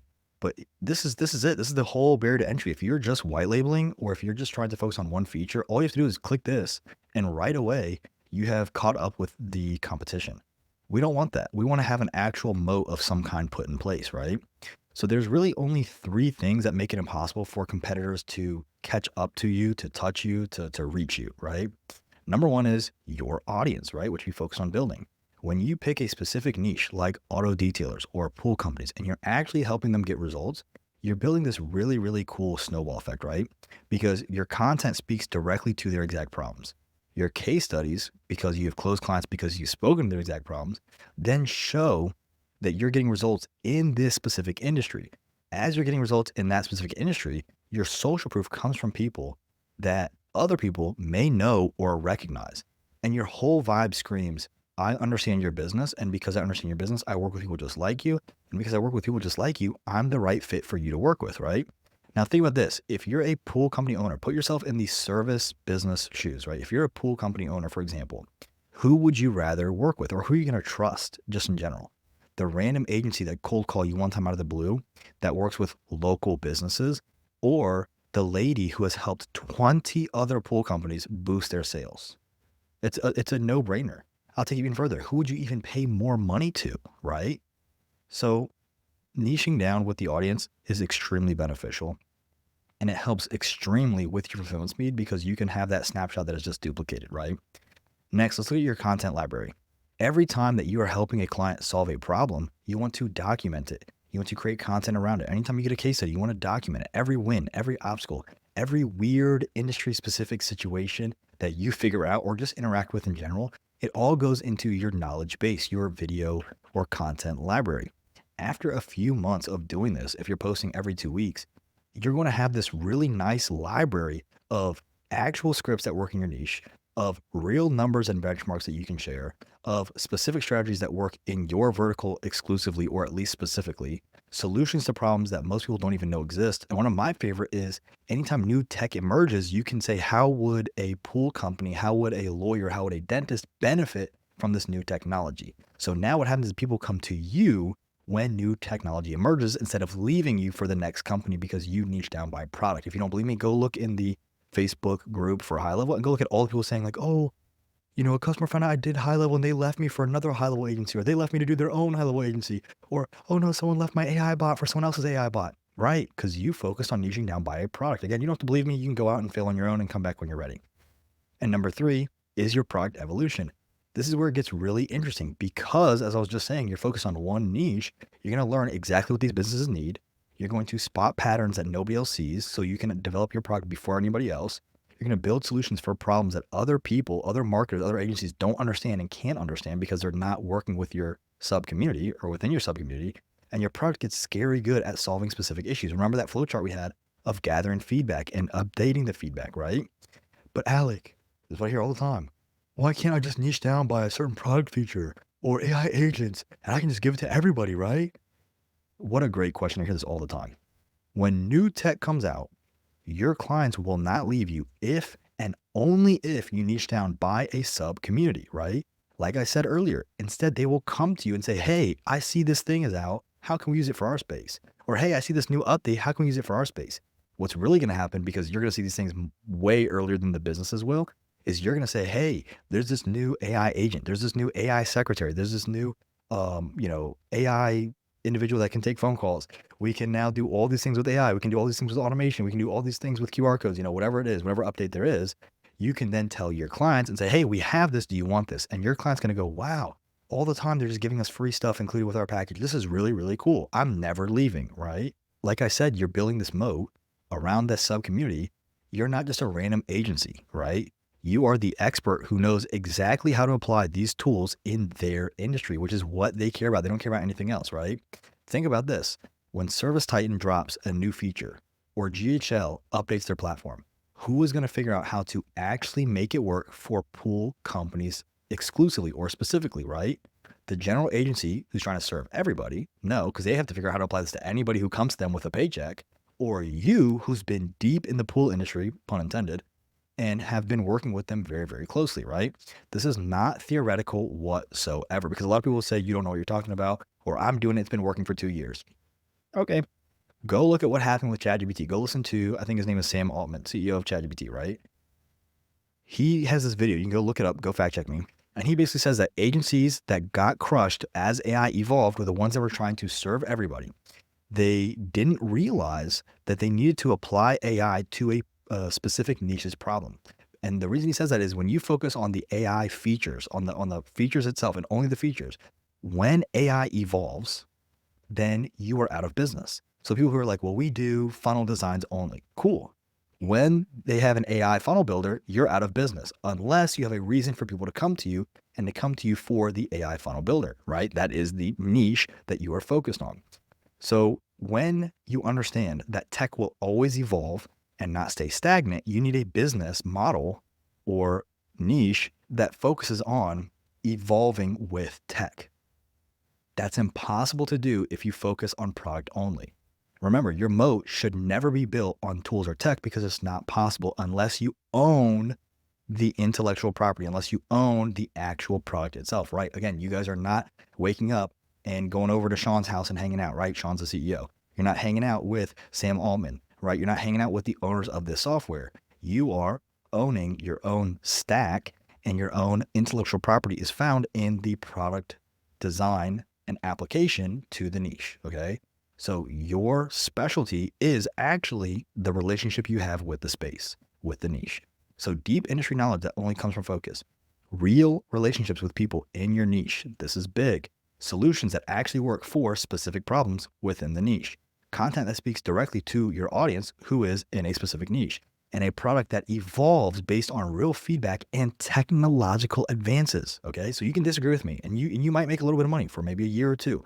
As tech evolves, you will be out of business, or you'll have to be competing with people who are worse at it than you because their barrier to entry is just signing up for high level and watching a video. That's it. So if you do this right, it doesn't matter what new tech comes out or how many competitors pop up because you're not competing on features or price anymore. You are now competing on actually understanding and providing value via solving your niche's problems better than anybody else. And you do that through relationship. And the best part is that this only gets stronger over time. Every client, every problem, every solution makes your moat deeper and wider, but it only works if you actually pick a niche and stick to it. If you try to serve anyone and everyone, you'll end up serving absolutely no one. Again, if you want proof, go look at the businesses crushing it right now. They're not the ones chasing every new trend or changing every 2.5 seconds or trying to serve every industry ever.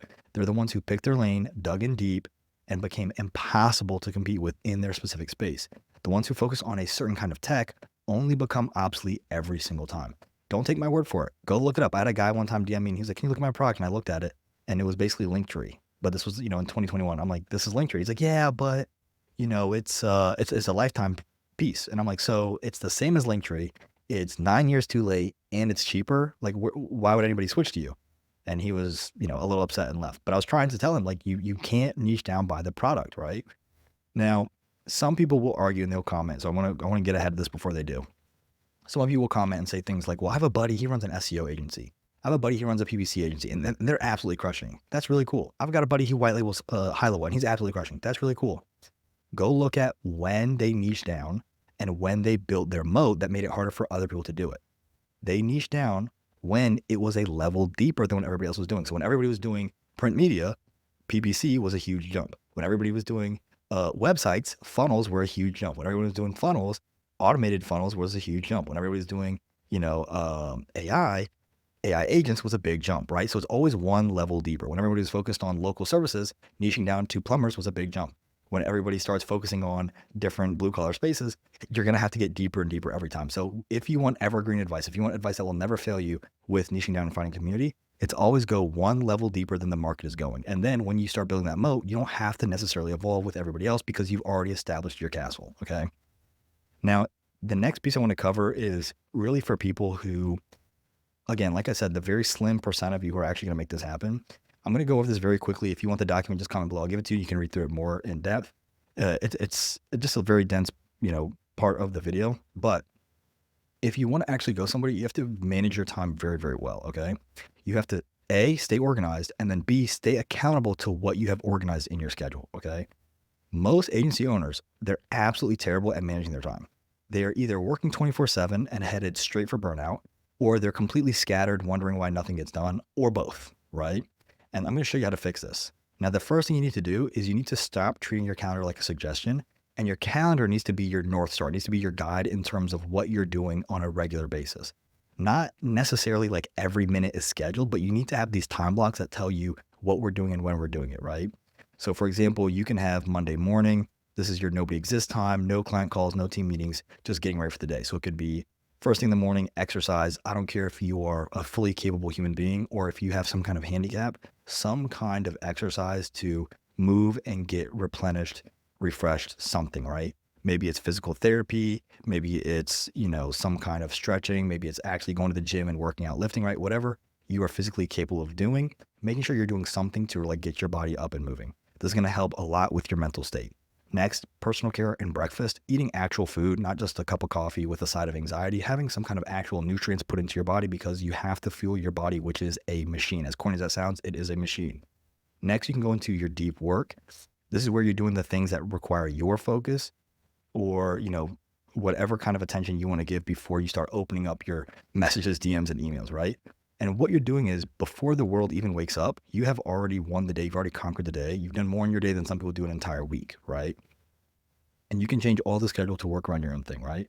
The next block that I would go into would be your money time. So this would be where you're doing your client project work, any group coaching calls or client coaching calls. You want to make sure you have a lunch break. Again, real lunch. Please don't eat over your keyboard. Actually go to the kitchen and eat. Actually go sit down and eat, okay? Disconnect, step away. What's funny is a lot of people are like, I'm so busy, I got to keep working. What's funny is if you actually step away, there's a lot of studies that show that when you stop working, your subconscious is always working. It will then bring you the answer you've been looking for and working so hard for because you stepped away, right?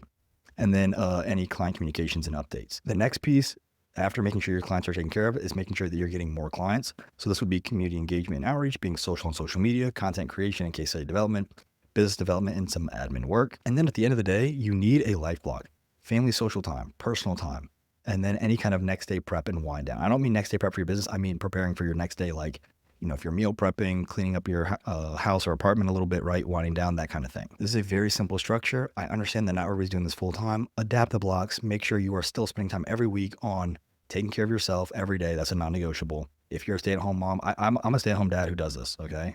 If I want to work out with my kid there, I'm going to, put her on my back, do some lunges, do some at-home workouts. P90X can be done from your living room, that kind of thing.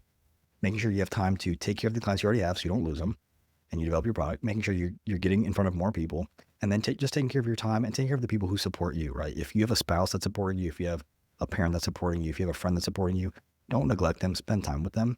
Now, I want to give you a pro tip. Just because you are doing this does not mean that everybody that supports you needs to understand you fully. You probably will not feel understood. And this was something that I think I was just lying to myself so much, which was, if they don't understand what I'm doing, how can they say that they love me? Or how can they say that they support me, right? They don't have to understand it. In all reality, nobody will understand it except for maybe some people who are doing the exact same thing you're doing. Even then, it's your business. So you're going to want to do it your own way. You are your own person. So it's going to be a very lonely route if you think that people have to understand you fully. Now, if you can recognize, and I would truly advise this to everybody, if you can recognize that people will support you, even if they don't understand what you're doing, then you will feel so much more loved, supported, and comforted by that notion, right? I absolutely love my wife. She loves teaching. She wants to teach for her whole life. I don't understand it. I don't have to understand it to want to support her, right? And she doesn't have to understand what I do to support me. So if you have that notion of I have to fully understand, or they have to fully understand me to care for me, it's a lie. It's a lie you're telling yourself. Get rid of it, right? Give other people around you the grace to not have to understand the patience, if you will, to not have to understand what you're doing, and really take that kind of pressure off of yourself and other people. And you'll see that a lot more people support you than you probably realize, right? Now, the weekly framework, all you want to do is rotate certain tasks throughout your week, right? So Monday could be your strategy and planning blocks, where you then in your daily blocks have these greater tasks rotating. Tuesday could be creation and development. Wednesday could be focusing really on community and growth. Thursday could be focusing on optimization and scale. And then Friday, what I found with Friday is this is a great day for results and relationship building, because it's where you're being really social. The business owners are usually winding down for the weekend, so they're much more likely to talk to you or pick up a phone call than they are any other day of the week. And your team's gonna have much more fun talking and hanging out with people and collaborating and going out to events with people on a Friday, because it's, again, a very nice way to wind down the week, right? And what makes this work is, again, notice that we're not trying to do everything every day. Every day has a theme, but we're maintaining these core blocks that keep your business and your life running, having a nice balance between the two. Another pro tip is have buffer blocks, because a lot of people miss this, where if a meeting runs 5 or 10 minutes late, that can domino your whole day. So have a little buffer block in between, like a post meeting buffer of 15 minutes. That's usually safe, right? Now, when you're looking at your calendar, don't think of it as this like rigid prison. The whole point of the calendar is to give you a framework. As you actually use the calendar, you can say, okay, this is more practical, this is less practical. I need more time here, I don't need as much time here, and you can adapt it to really perfect it. And then as you perfect it, you really adhere to it. If you recognize, okay, I'm adhering to my calendar, but it's not perfect, great, change it, but never not, or always, you want to make sure you're always adhering to your calendar. Never not adhere to your calendar, okay? Now remember, the hours I'm giving you, this is just an example of something I do. This is just a structure. Make sure that you have dedicated blocks for deep focused work, keeping your clients happy, growing your business, and taking care of yourself and the people around you, okay? The biggest piece of advice that I can give you with this is track everything. There is such a difference between knowing what to do and actually doing it. And I see this all the time where people know what to do. I spoke with a guy, he has like no idea how to market his business. Every time I mention a marketing book or a sales book, he goes, oh, I've read that. Oh, I've read that. And I think to myself, like, if you've read this, then why aren't you doing it, right? And that's why Nike's slogan is just do it, because there's a huge difference between knowing what to do and actually doing it, right? And I'll give you an example, and I fall victim to this all the time. I mess this up all the time, but I'll give you an example for those of you who are probably like being a little too hard on the people who are not doing things. You already know how you're supposed to eat, how you're supposed to drink, how you're supposed to sleep, how you're supposed to exercise, how you're supposed to treat others, how you're supposed to treat other people, how you want other people to treat you. But you don't do it the way that you know you should every time, right? So there's a big difference between knowing, okay, Alec is showing me what to do. I need to actually do it now. There's a huge difference between those two. That's why when I make these videos and I say, hey, listen, only 5% of you are going to do it, it's not because I think 80% of you actively want to waste your time. It's because I think most of you want to know what to do, because you think that will somehow translate into you doing it. No, you doing it will translate into you doing it, right? You reading on how to do it isn't you doing it. You studying on how to do it isn't you doing it. You watching this video isn't you doing it. You doing it is watching the video, taking the knowledge and applying the knowledge, okay? And again, the goal isn't perfection. I can't stand when people say like, it's not perfect, or I'm worried people don't like it or whatever. The goal is not perfection. It is start. And through that start, you can, or after that start rather, you can then progress. And that progression towards perfection is the journey that will make you quite a bit of money. So start with this framework, adjust it to your life, and watch how much more you can actually get done effectively, not efficiently. Efficiently is I'm doing a whole bunch of stuff. Effectively, actually getting stuff done that moves the needle while still having a life outside of your business. So now we're going to get into the part of the video where we're actually going to build everything out. And like I said before, the software we're going to use is High Level. Now, if you don't like High Level, I really couldn't care less. The benefit of High Level is very, very clear. Number one, it's very easy to start as a beginner. Number two, High Level connects with everything. So whether you are getting more advanced in your skills or you already have very advanced technical skills, you can connect it with any other platform using APIs, webhooks, or even third-party automations like Zapier, Make, NAN, etc., etc.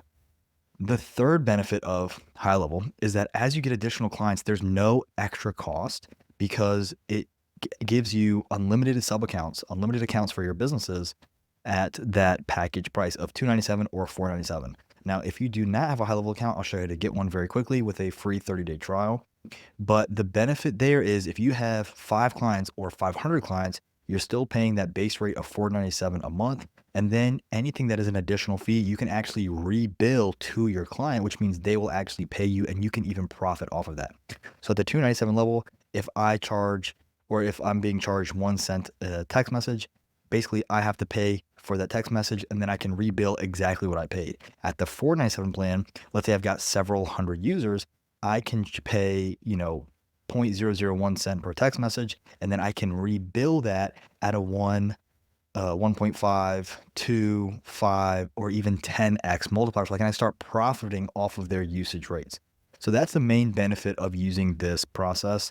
One of the reasons that I really love High Level specifically is that if you go to their Facebook group, they're always updating everything that they're telling you, right? Everything, all of their features are being updated constantly. They're having really good communication with their users, and you really don't see that with any other platforms to that level. So first things first, if you do not have a High Level account, all you have to do is go to gohighlevel.com/Alec Roy. I will link that below and you can sign up. Now, when you sign up, you are going to gain access right away to my Done With You group coaching environment, where we are going to give you a whole bunch of free stuff. You can see all the testimonials, all the free things that go into it, a whole bunch of free stuff, and you even get a kickoff call with me one-on-one.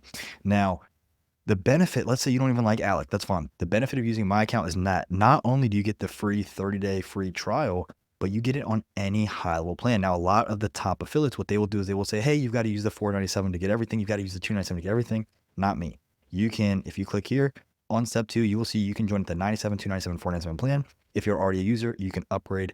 And when you upgrade, not only will you get everything in Say So University, but you will get access to this training for free, as well as everything that I'm going to cover in this snapshot. You will get this full snapshot that we're doing for 100% free. Okay. So what we're going to do is, as we build this out, we want to build this out in a very specific order to minimize time wasted. Once you get your new account, you're going to be able to log in and you're going to see the agency view. What you're going to do in the agency view is you're going to go down to the tab that says sub accounts and you're going to create a new sub account. Now, for context, the agency view is the back end. Think like, Penelope Garcia off of Criminal Minds, right? It's behind the scenes. For your business and your clients' businesses, you need to make this in a sub account. So that's why I recommend, if you have no clients, you can either restart using my link, or you can just start at the 97 cheapest plan, free for 30 days, and you're going to make a sub account for your business that you're going to run everything for your business through, and you're going to make sub accounts for your clients' businesses. If you have absolutely no one who's interested in working with you yet, do not listen to me. Think about this. Other affiliates, they don't tell you this. Do not get a High Level account until you have somebody who's interested in working with you. Then you can make the account and then you can follow through with this video. That's why I have this video this way. So that way I don't have to tell you, hey, sign up with my link and get everything. No, you can start once you get the client. So you can do everything in this training. Once you get a client and you've understood the whole process, then make your GHL account using my link, and I will handhold you through the entire process, just like this video does for you. Now, another thing I want to say really quickly about the other affiliates or the scam affiliates, not all of them. There's a lot of really, really good affiliates out there. But one thing I want to say about the scam affiliates that is really, really shady, and I really dislike it, is they will take trainings like this one. This is a very common, very popular one. They will take training straight from the High Level help resource. You go to help.gohighlevel.com. There are trainings on just about everything you can find. What they will do, what the scam affiliates will do, is because they don't have any content, because they don't know what they're doing, and because they're trying to project as if they do, what they will do is they will give you a free course when you work with them. And all they're doing is recreating what's on my screen right now. They're just recreating these videos, recreating these instructions that you can get for free. So you don't have to give them anything that you don't want to give them. Just like you don't need to give me anything that you don't want to give me, right? The reason I tell you this is because I want to show you that I know what I'm talking about, and I don't need to lie to you. I don't need to masquerade to you. I don't need to exaggerate or inflate results to get you to want to work with me. Okay. So you can go to, so if you're setting up a 497 account, there's the 2 trainings right here, but let's look at these trainings for the actual agency accounts. So this is the exact order that we are going to go in, right? So the first thing we're going to do is create a new sub account. What you're going to do is you're going to go to your agency view, sub account tab, top right, create new sub account. And you're going to either A, click new sub account from scratch, or add manually is what it's going to say. Or you can actually B, search your business if you already have a pre-existing Google business profile, and you can use those details, right? Now, once you've done that, you're going to see this view, and this view will tell you all the things that you can connect and set up. It says Launchpad, but you don't need to do everything here. The first thing I'd recommend doing here is clicking this button to connect and adding your client's Google business information if you have it. If you don't, get it later and come back and do this. And then you want to connect your Stripe account, right? So you can do that right here. And again, you don't have to start here, but these are two things that you will want to do eventually. The first thing that we are going to do is we're going to go over to the Opportunities tab. Now, Opportunities refers to the path that the client or the lead or the prospect will basically go through. So basically a start to finish. That's how I look at my pipelines, right? What I recommend you build is I recommend you build 3 pipelines. We have our new lead, active job, and review and referral pipeline. Now I have another video where I show you how you can also make a hiring pipeline, and you can also do that here. But for the sake of this video, I'm just going to focus on these 3 because this is going to tie directly back to the ultimate sales machine, right? So let's go ahead and pop open these pipelines so you can copy them exactly how I have them. For the sake of this video, I actually created a sub account for a client who works in the painting niche. So of course, you're going to have to adapt all of this to your own niche. Now, if you would like, my team and I can actually build you out a sub account for your clients. And there are going to be details below on how you can have that happen. Or you can just watch this video and change it to, adapt your business on your own. Okay. So number 1, let's look at the new lead pipeline. Let's pop it open. I'm going to go with new lead. So this might be somebody who's expressed interest. Number 2, an on-site estimate scheduled, whether it's on their site or your site. Again, for painters, it's going to be on their site. Number 3, an estimate has been sent. Number 4, a quote has been accepted. Number 5, the quote is stale, which means there's been no response.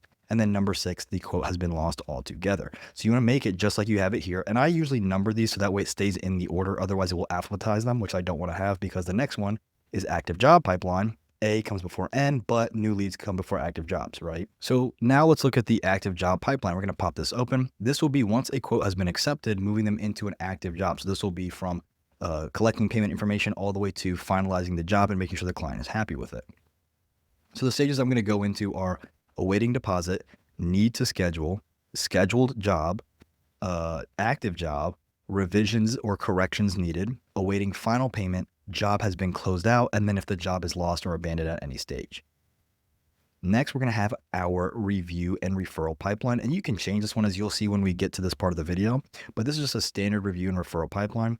Number 1, we have review requested, left review, stale review, and I always do like best scenario and then when they lose them, and then once they leave a review, that's when I would then say, okay, if we want to ask you for a review and referral, then we go into referral requested, referral shared, referral has been stale, and do not request for anybody that we do not want to request, right? This is what I was talking about earlier when you have clients who are definitely going to leave a bad review, right?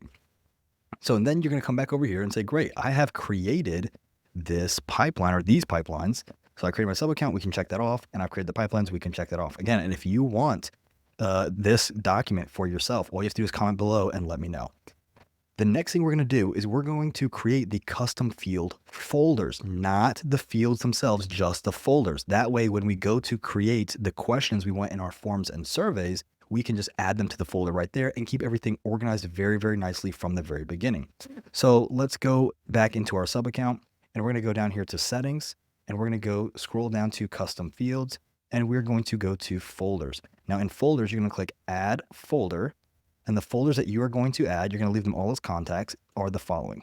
You're going to create, number 1, an intake form, and you can put in parentheses LP. This will be like your landing page form. This will be the form that goes with your calendar. This will be the form that is basically customer facing on the website. Now, the next one you want to create is going to be your on-site estimate outcome survey. So this is going to be when your technician, when the worker, in this case, when the painter goes on site, we're going to have him fill out information regarding the on-site estimate to basically move this person through the pipeline without ever having to sign into high level. Then we're going to have the job review outcome survey. So once the job is completed, we're going to have another survey that goes to the technician, basically saying, is the job complete? Do you want to ask for a review referral? Do you want to add any notes, right?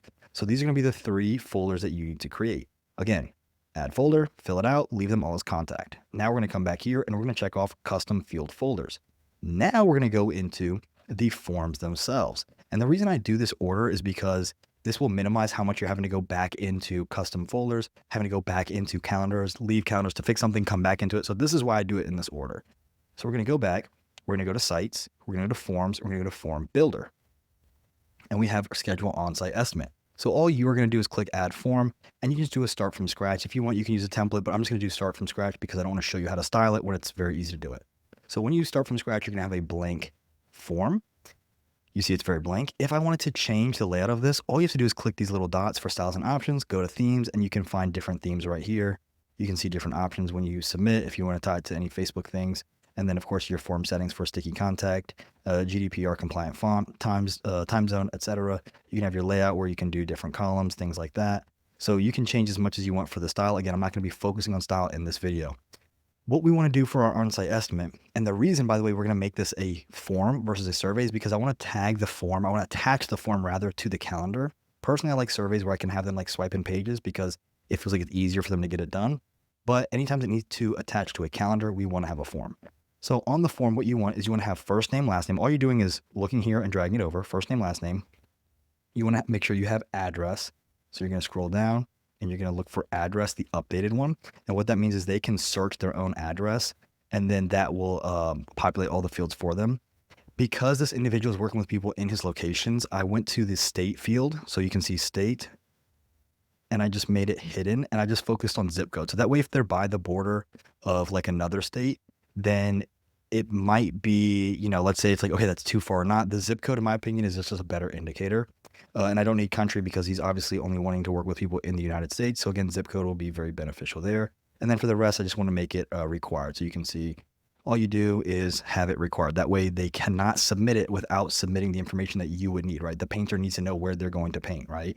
Now, the first question we get to that we have to add is, are you looking for interior or exterior painting services? So what you would do is you go to custom fields, add, and this is where you would add all of the questions that you want to have. So this would be where you go to add, maybe a drop down. I prefer drop down because I think it's just the simplest way to where they make sure their answer is locked in. Go next, and then you would put in your question. So you would say something like, are you looking for lawn care or landscaping? Are you looking for interior, exterior painting? Are you looking for, what legal services are you looking for, right? And you can have where they drop down and pick one, they drop down and pick multiple, and then you just put all your options right here. So you would say, inside, add option, outside, just all the different options you would want them to be able to fill out, right? And then you would save it. I'm not going to save it because I already have it. Now, once you go to save it, just really quickly, you're going to see it's going to have group. Group is going to be where you organize it, and you're going to put this all in your intake form. This is how we keep everything organized under the contact and in GHL at all. You're going to thank me later for doing this the right way the first time, as opposed to trying to go back and organize. It's just a mess, a headache. So you're going to do that right there. Now, the questions I have for this individual are you looking for interior, exterior painting services? Again, I make it required. Upload a picture of what you want painted. We can have this required or not required. It might be a little bit more difficult. But I just did not required because they're going to go on site anyway. And then there's going to be a phone, which needs to be required. No country picker because it needs to be in the US. And there can be an email. Now with these two, what you can do is you can actually turn this on to where they can verify the phone number to make sure there's no spam. This is really good if you have people who are reaching out and having spam. You can prevent spam. And this will verify their phone and email. So once they put their phone number in, there's basically this thing that will ensure that they send a text to verify it and it will confirm it. We just need A2P, which I will cover in this video. Email, they'll send an email just to confirm it, right? Then you're gonna have your consent button, which if you don't see the consent button, we should be able to scroll down and find it right here. Trying to look through all the video recording stuff that it's not gonna show in the video. Right here, terms and service, you drag it over and you'll see it's not showing it because I already have one. And then when you have your A2P, you would set up your A2P as the number right here. You just update it right there. And then for your submit button, it'll be green and kind of corny. Change it to whatever you want. So your CTAs will like schedule my on-site painting estimate and then choose your background. You can do all your styling right here. For your privacy policy in terms of service, I'll show you how to create those just using AI to start. And then of course you want to really make sure that you are consulting a professional who can actually give you a legit privacy policy in terms of service. So I'm going to show you what I do. Please do not take this as any kind of legal advice. Number one, to protect you, and number two, to protect me. Okay. So this is all we're doing, that we're going to attach it to the calendar. So I'm going to come back here and I'm going to say, great, my form is done because it is a calendar form. Now, while I'm already here, again, minimizing travel time, we're going to go into surveys, click survey builder, and we're going to have our two surveys right here. So we're going to go and do our on-site measurement outcome survey first. Now, this is a very important one. I want you to follow this very, very closely. So what you're going to do is you're going to have a singular page, and we're going to add a text block just to give instructions to the technician. So you're going to scroll down, grab this text block, pull it over here and drop it. And then we're going to have a question. And the question will be, again, I like my single drop downs. You can pick whatever format you want. I just like the single drop downs. And the question is going to be, were you able to complete the on-site measurement / estimate? Okay. And what we're going to do here is we're going to say, for the options, is we're going to say, yes, I completed it. No, I need to reschedule, or no, the lead canceled. Now, if they say, yes, I completed it, we're going to send them to page 2, the service type. Now, the service type basically just says, okay, since you showed up, we can go to the next question, which is what do they want at this time? So we pop this open, and all you're going to do is say, what do they want at this time? And for this one, I put interior painting, exterior painting, both, or customer does not want anything at this time. So this basically says, okay, just because we showed up might mean that we didn't close the deal. So we can have these as our options. You can change this to whatever you want. And again, I'm making all of these required. Now, if you're wondering how I send it from this page to this page, number one, what I do is go to the top right and I want to name all my pages so that way I can refer to them easily. And then number two, when you click on the drop down, because I put these options as yes, no, no, I can then come down here and see where it says logic. And I can say, okay, if they say, yes, I completed it, we want to go to this page. And you can see this is why I named it, so I know which one it's going to. Now, if they say no, we're going to skip asking them what service because they didn't book a service. We didn't even have a conversation. I'm going to skip straight into add any notes. So the third page is going to be, please record your notes here. And I probably want to specify this and say, please record your estimate notes here, because we're also going to have the same question for job notes, right? Now, if they say yes and they move over to this tab, once they're done with this, I didn't change any of the logic, so it'll still go and record the notes here. Now, the benefit of doing this is whether it's you or whether it's your technician, right? Think again from the client's point of view.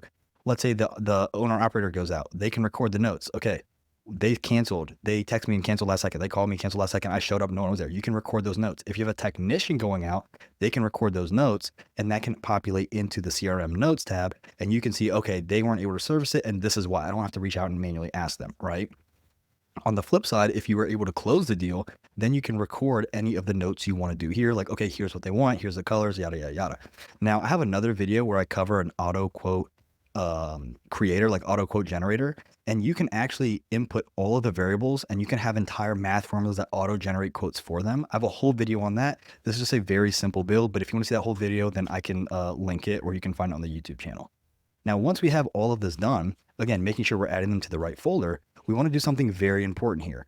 We're going to click preview and we're going to actually copy this link. So just copy the link. Then we're going to go back, we're going to scroll down here to settings, and we're going to go to custom values.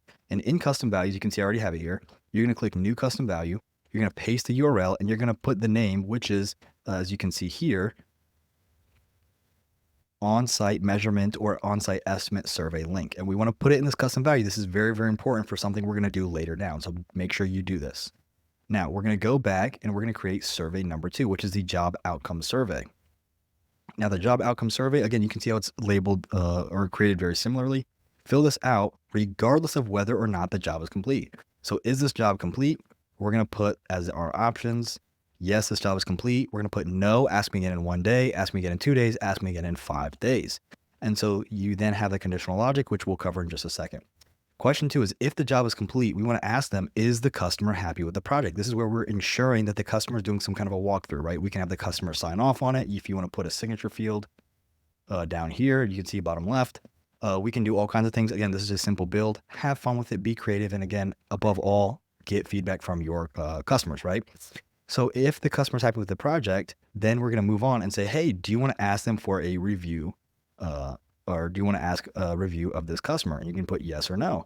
The next question is going to be, do you want to ask them for a referral? You can say yes or no, just in case for some reason there's a disconnect, or you can make this one question that says, do you want to ask them for a review and a referral, right? I just segment it just for simplicity. Then you can say record any job notes here. So then once you have all your questions put together, go back and add your logic, right? Is this job complete? You can look over here on the left. If the job is complete, yes, are they happy? If they're not complete, we just go straight to any notes. And again, this is big for the automation. So you can say, hey, it's not complete. You know, there was an addition to the scope. It's not complete. The customer wanted us to wait it. There's not complete. You know, we were short staffed, right? You can notate all of the updates, right? And what's nice is this is asking the assigned user, AKA the technician doing the job, the painter doing the job, the plumber doing the job, the whomever doing the job, right? And this can make sure that you have a very clear, documented process of the interactions, right? And again, once you're done with this, you're going to preview it. You're going to copy this link just like we did before, and you're going to go and add it as a custom value. Go to settings, custom value, and you can see it's right here.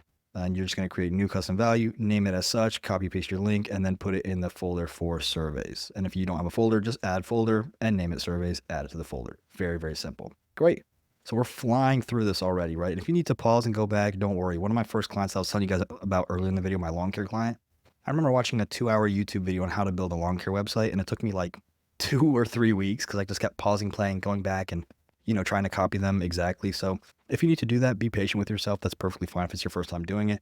For the rest of you who are very, technologically advanced or have your own ideas, use this as inspiration, and please take everything I'm giving you and just run with it. All I ask is that you just give me an update as you go, right? So now we've done our surveys for our appointment outcome, which is the job estimate, and the review referral social proof, which is the job outcome, right?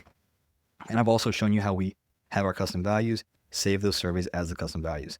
So now what we're going to do is we're going to go into calendars. Now with calendars, I want to be very clear here.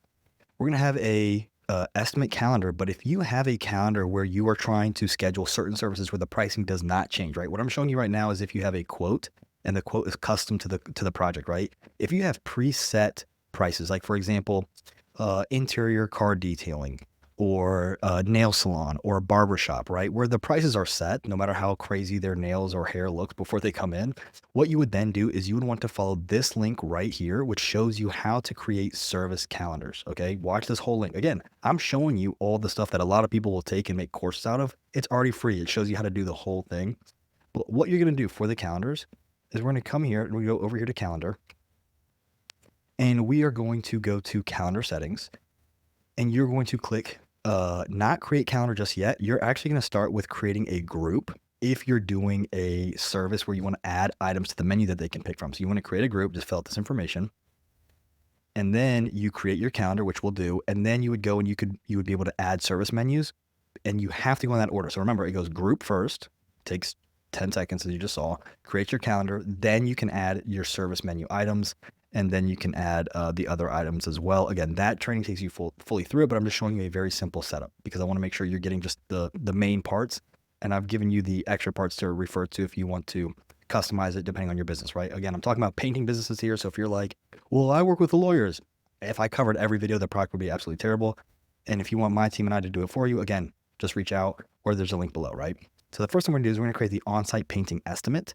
You can see I've just added it to this group here. So the on-site painting estimate, all you're going to do is click create calendar, more types, and you're going to click service bookings. Okay. And it's going to look like this. You're going to fill out this information right here, and it's going to look like this. Once it's done, it'll say like preview calendar, exit out and just click view calendar. Okay. You can see service details. You can add your client's logo. You can name it. You can add a description. I put here, schedule your on-site estimate to have our team give you an exact quote and timeline. The group I just added to the painting services. The custom URL, I put on-site paint estimate. If it says slug taken, literally just add a 1 or a 2 at the end of it. The appointment invite, what it's going to show you is it's going to show you this. It's just going to show you contact name. If you add that to a contact's calendar and they just see a random appointment with just their name, it doesn't make sense. So what I do is I do this.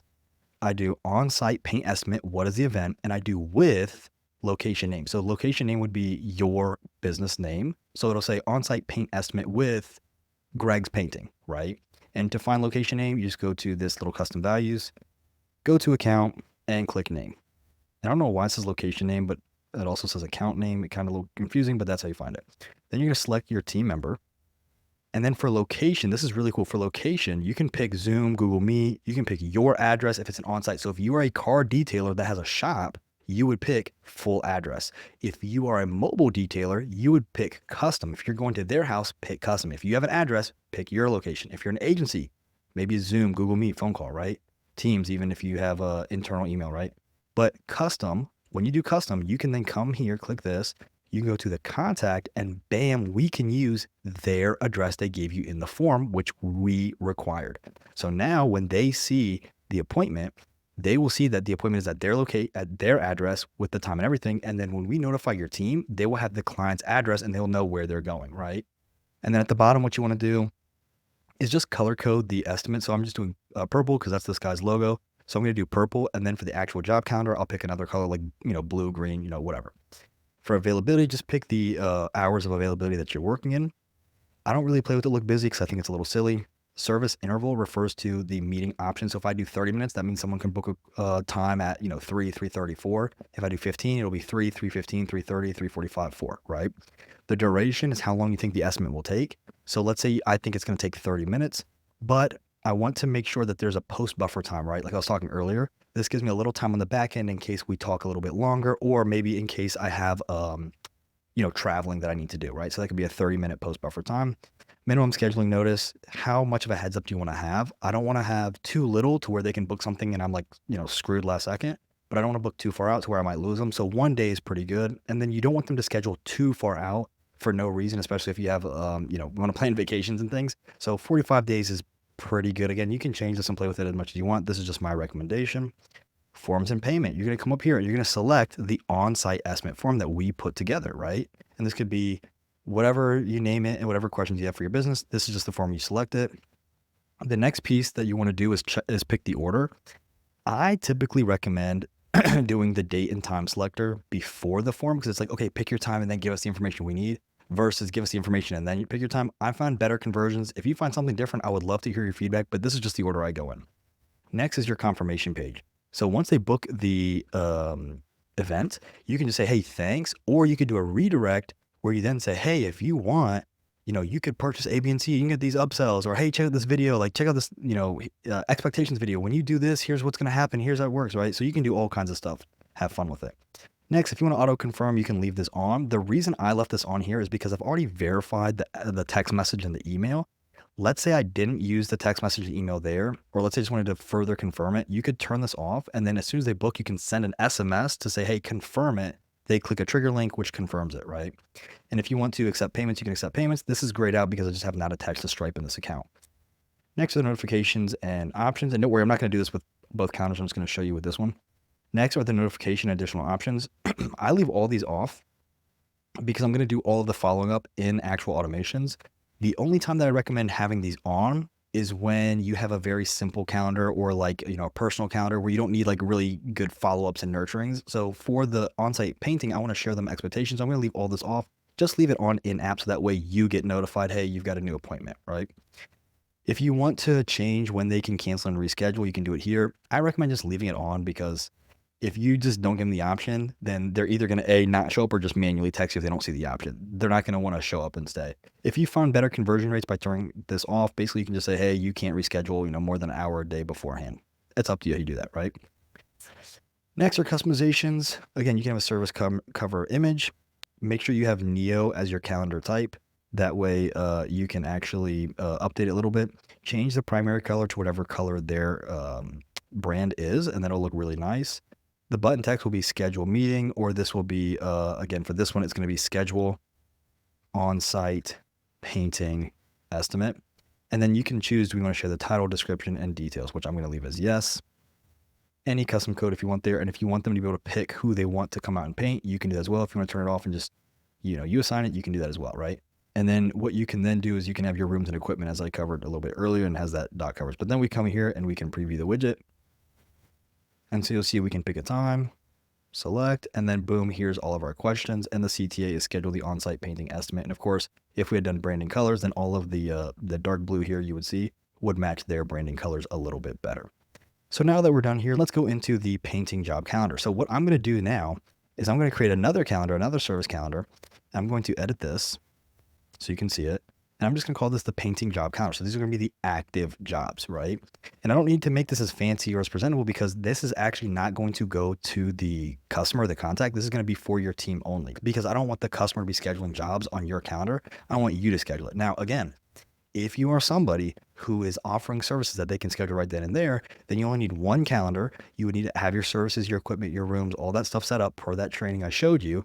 And then you could have just one calendar where they book it and it's customer facing. For those scheduled quotes where it's like going to be really dependent upon the scope, I don't want them to mess with my calendar. Just two different situations, okay? Again, appointment invite title might be contact name, and I could do, because this is going to be, again, for the actual individual, the team rather, what we can then do is we can then do contact name, and we can do contact address one. So this will just be like the first line of their address, team member, and then you see instead of purple, I just chose a blue, right? So now I can segment that a little bit. Again, address is at their full address, because that's going to be where we are painting. And again, if it were your location, you would change this to full address. Next, we're going to, let me save this. We're going to go into availability. Again, same hours as before. You can see where if you had this form, there's a great one. We really don't need it here because it's going to be tied to them. So you can just put in their first, last name, email, phone number, and I'll show you how we do this. We're just going to add the contact. Super simple. Again, I don't need to change any of this. I don't need any of this. So we're going to move on. In app is fine. Leave the rest off. No cancellation. That's fine. Go to customizations. Again, you can pick the brand color, but this is more for your client. So just still change their brand color and then move on. And so what we're going to do with availability is here, I want to make sure that we have the intervals at 15 minutes. The duration, I just put 12 hours, like how long I think like a decent sized paint job might take. No minimum scheduling, no date range, and no buffer time, because again, this is not going to be shown to the client, to the client's customer, but rather just the client. Save. And the benefit of doing it this way is that, let's say you say, great, I'm working, my name is Alec. I'm closing a new painting job with somebody named Greg. So I need to schedule Greg. What your guy can now do is he can now go into the calendar here, and he can say, cool, I'm going to go to the painting job calendar, and all I need to do is say, great, we have a job for next Friday. And I'm going to click here. I'm going to say, it's going to take me who knows how long, because I can pick whatever I want because I'm scheduling the appointment. And then all I'm going to do is search the contact. This one's blank because there's no one in here, or I can just add the contact's information. And so you can do this not only from this calendar if you have an office manager who's handling it, which for a lot of these, especially the blue collar home-based services, or home services rather, a lot of them are working with their wife or a family member. Now it's really easy for them to just drag and then click the client's name or add the contact themselves, right? And then you can pick all the information, the start time, the end time, everything. And the benefit of doing it this way is that the calendar only lets you max out at 12 hours. I can go and I can do, this whole thing where I can pick, let's look at this, from the 25th to the 31st with a much longer project, right? So that's the benefit of doing it this way. Once you have it blocked off, boom, you can add it super quick like that. Again, if you have them, I'm going to say this a bunch of times because I don't want people commenting saying this stupid point. If you have it to where you want them to be able to book, all you would do is have that calendar client facing with the services attached. Okay. This is for people who want to add to their own calendar. Landscapers, painters, maybe more advanced detailing jobs, maybe more advanced mechanic jobs, right? This is where you can set it up like that. So now we go back over here. Calendar is done. Estimate is done. We covered how to create the calendar group.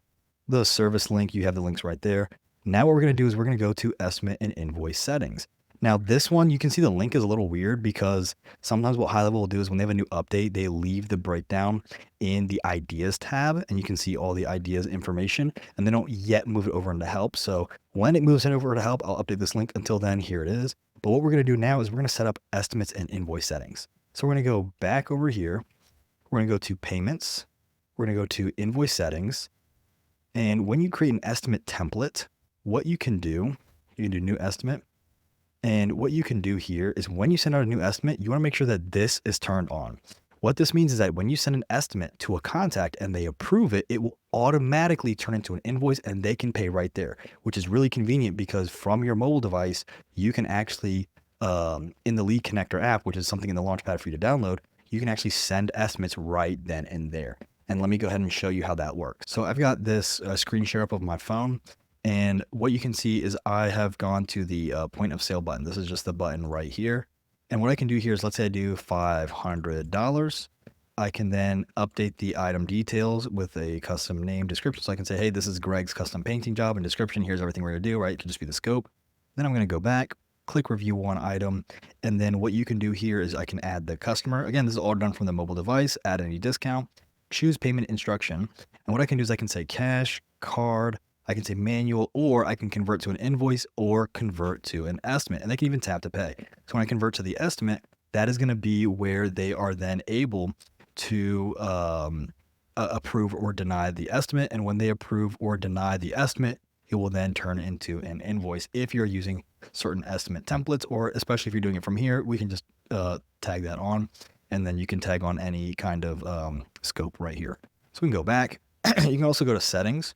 In settings, you can put all of your individual's painting information or business information. You can see this is a very real phone number, super real address, right? Obviously not, but you can just figure out all this stuff. And then we can go into email configurations. This will be your from name and from email, which I will show you how to set that up at the end of the video. Titles and terms, you can name the different estimates. We can change this to painting estimate. And then here are some basic details, like you need to pay X% down, and then the rest when we're done. Same with the invoice. Or you can put here, accept or deny it. Once you accept it, you're kind of locked in, whatever you want to put. under payment settings, you can say estimate expires after X days. This is actually really important because when you have the due dates, when they accept it, this will be important for how we collect the rest of a payment if you do a down deposit, okay? So we can say when it expires, you can manage default Stripe payment methods for your invoices. If you click this, it'll show you what you can accept. So either bank transfers or all valid payments, super high ticket. Like I'm talking like, $50,000, $100,000 deals. I would only do bank transfers because they cannot actually dispute a bank transfer when it's an ACH transfer, okay? If you do an ACH transfer, there's a reason why if you try to do a high ticket purchase with ACH, your bank will call you to confirm it. And they will even tell you, hey, if you do an ACH transfer, we cannot get it back if you say this is fraud. If they do all valid payments, which means credit cards and debit cards, they can dispute with their bank and then you can lose that. So again, super high ticket. I would highly recommend a bank transfer. Just my experience. But again, please consult an actual professional. Alec is not that individual when it comes to, I'm not an accountant. I'm not a business lawyer. Please talk to those individuals. This is just what I do. Not advice, education, or entertainment, right? not education. Let me be careful. Entertainment only.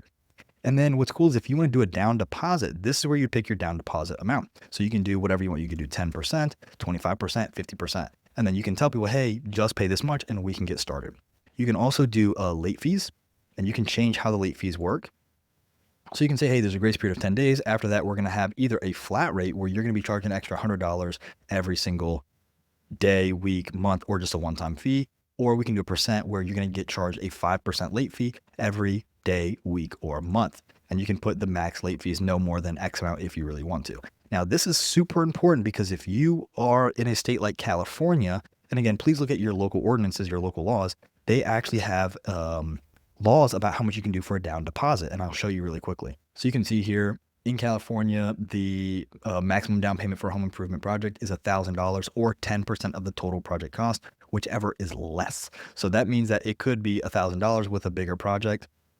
So just make sure you are aware of how this law works. Again, I just did a brief skim. I don't have any clients in California, but I did find this when I was doing my research. So I wanted to share that with you guys.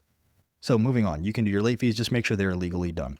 And then I would always recommend having a tip payment, allowing customers to add a tip because the customer will ask you for a tip anyway. And a lot of times if you say, oh, we only take cash, sometimes they'll go out and get it, sometimes they won't, or they'll just give you less than they wanted to. But if you have this tipping value, you can choose 3 amounts, just separated by a comma. And you could do something like, they say 5, 10, 15. You could do, 5, let's say 11, 15. I don't know. Do whatever you want. 5, 10, 15 is just a really easy number, but you can do whatever you want right there. And you get 3 values, just separate them by a comma, and you can see it's a percent. So we will go ahead and save that. Moving on to product settings. If you want to import the product description, you can. Reminder settings. This is important too, because it will remind them and you can choose how often you want to remind them. So this will be reminder 1. You just click turn it on. Invoice creator would be the configuration of reminder 1. And then you will see the email template, click preview, or you can go to marketing, email templates, and you can see it there. And you can update all of this information, the buttons, the CTA, all of it. That's where you would do it. And then the reminder frequency could be every 3 days after the invoice is overdue, or you could do after it's sent, reminding them every 3 days. I'm not going to do that because I'm going to do it in automation, but I usually use this only for late reminder. So I'd probably name this late reminder 1, and I would just say 1 day after invoice is due, max reminder 1, or you could have the same message go out, 5 times until they pay between the business hours within their contact time zone. And then you can have another one, reminder 2. And reminder 2 could be like, hey, you're really going late. We're going to have to, take legal action, right? However you want to do it. You can pick how many days you want before or after. And the benefit of doing before would be, hey, you paid a down deposit. In 3 days, your final invoice will be due. So this is a really nice reminder to do it that way. So this would be the only chance in which I actually use it, would be 1 day before, just saying, hey, your invoice will be due in 3, 4, 5 days, whatever. Or the other option, which is having this with a reminder afterwards saying, hey, now your reminder is late. Custom fields, if you can do custom fields, I don't really play with this at all. Notifications, you have your customer notifications. So when the invoice is received, when an estimate is received, when the invoice payment is successful, again, you can update all of these templates right here. Or you can just turn them off and have the automations. Same for team notifications saying, hey, when a payment is successful, failed, auto-filled, etc. And the benefit of this is you can have this going to certain individuals if you do it through the automations versus through this, okay? But again, that's just going to be where you set that up. Make it specific to how your business owner is already doing it. What's funny is a lot of these guys are actually pretty good at auto invoicing because that's like one of the only things they're actually using their tech for. So you can ask them how they want it done and you can replicate that. Again, that's the guidance right there. Now let's go into the automations and the tag setup. So this is actually going to be the longest part of what we're going to do. I know if you thought this was long before, this will be the longest part of what we do. I'm going to try to fly through them. I had them in a previous video where I was building them all out. It took way too long, so that's why I have them pre-built, and I'm just going to walk you through it, and I'll show you everything so you can copy it. Again, if you want this, you don't have to build this whole thing. If you want to join SACE University for free, because you don't pay me, you just join high level or you upgrade your account, which you're already using, I will give you a free copy of everything we're covering and a lot more. We even have an agency sub account, which goes even crazier than this. But anyway, I'll go ahead and jump into the automations and tag setup. So now we're going to go over here. We're going to navigate to automation, and you're going to see the workflows. Now, everything that we have done has been in a very specific order, not only within those certain tasks, but within the grand view of things. So that way, when you get to the automations, we don't have to leave the automations to change everything. We already have everything we need in automations to do what we need to do. So the first thing you're going to do is you're going to create 3 folders, and we're going to keep everything nice, neat, and organized. Okay, say it with me. Nice, neat, and organized. You're going to click create folder, and you're going to name them 1, new lead workflows, 2, active job workflows, and 3, review referral workflows. Where does that sound familiar? Oh yeah, the pipelines we did. So your workflows, in my opinion, should mirror your pipelines because the pipelines are pushing people through to take a certain action.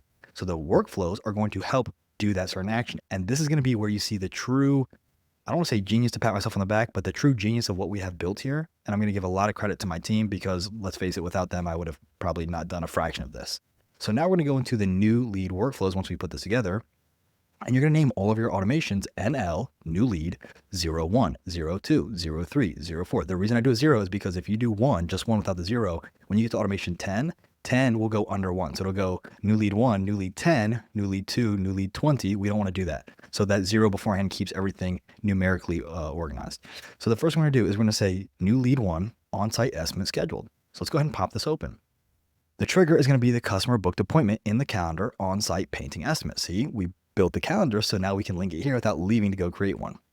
The next thing we're going to do is we're going to remove from all workflows except current workflow in case we have any follow-up campaigns that are trying to get them to book. Once they book, we don't want to be following up with them anymore, so we do that. Or you can select a specific workflow here, another workflow, and you can pick them manually. The next thing we're going to do is we're going to add them to the on-site estimate schedule stage. If you need to pause or rewind, please, you can do so.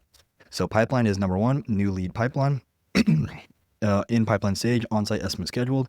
The opportunity name is contact name / and then I chose the custom field. Are you looking for interior or exterior painting services? So now the opportunity name will say something like Greg interior painting. So now when I look at the opportunity, I can see, oh, here's his name and here's what he wants, right? Lead value, let's just say you pick the average painting cost. I don't know what it is. Let's say it's, like 1,500, whatever. And status is open. We're going to save that and move on. Next thing we're going to do, confirmation email and expectations. This is why I don't use the calendar email notifications and I do it here instead because I want full control over this process. So I basically say confirmation email expectation, your on-site painting estimate is confirmed, and you can even put like their name in here. So I could even say like contact first name, like Greg, your on-site estimate is confirmed. Or I can even just, do the opposite, which would be your on-site painting estimate is confirmed, Greg, right? Something like that. So again, you can do it however you want to do it. I'm going to leave it just as this. And then you're going to put in the email. I can open these up. Again, you can copy all these. And again, if you join, I'll just give them to you. I basically say, hey, contact name, thanks for reaching out to location name about your painting project. Just want to confirm we're all set for appointment start time. And all you do for appointment start time or any of these is you just click here, go here, appointment, start date time. I'll be the one stopping by your place. So now it's an introduction. Think about how good of an experience this is. I'll be the one stopping by your place at the address so we can confirm if there's a mistake. They'll be like, oh no, that's the wrong address, right? To check everything out.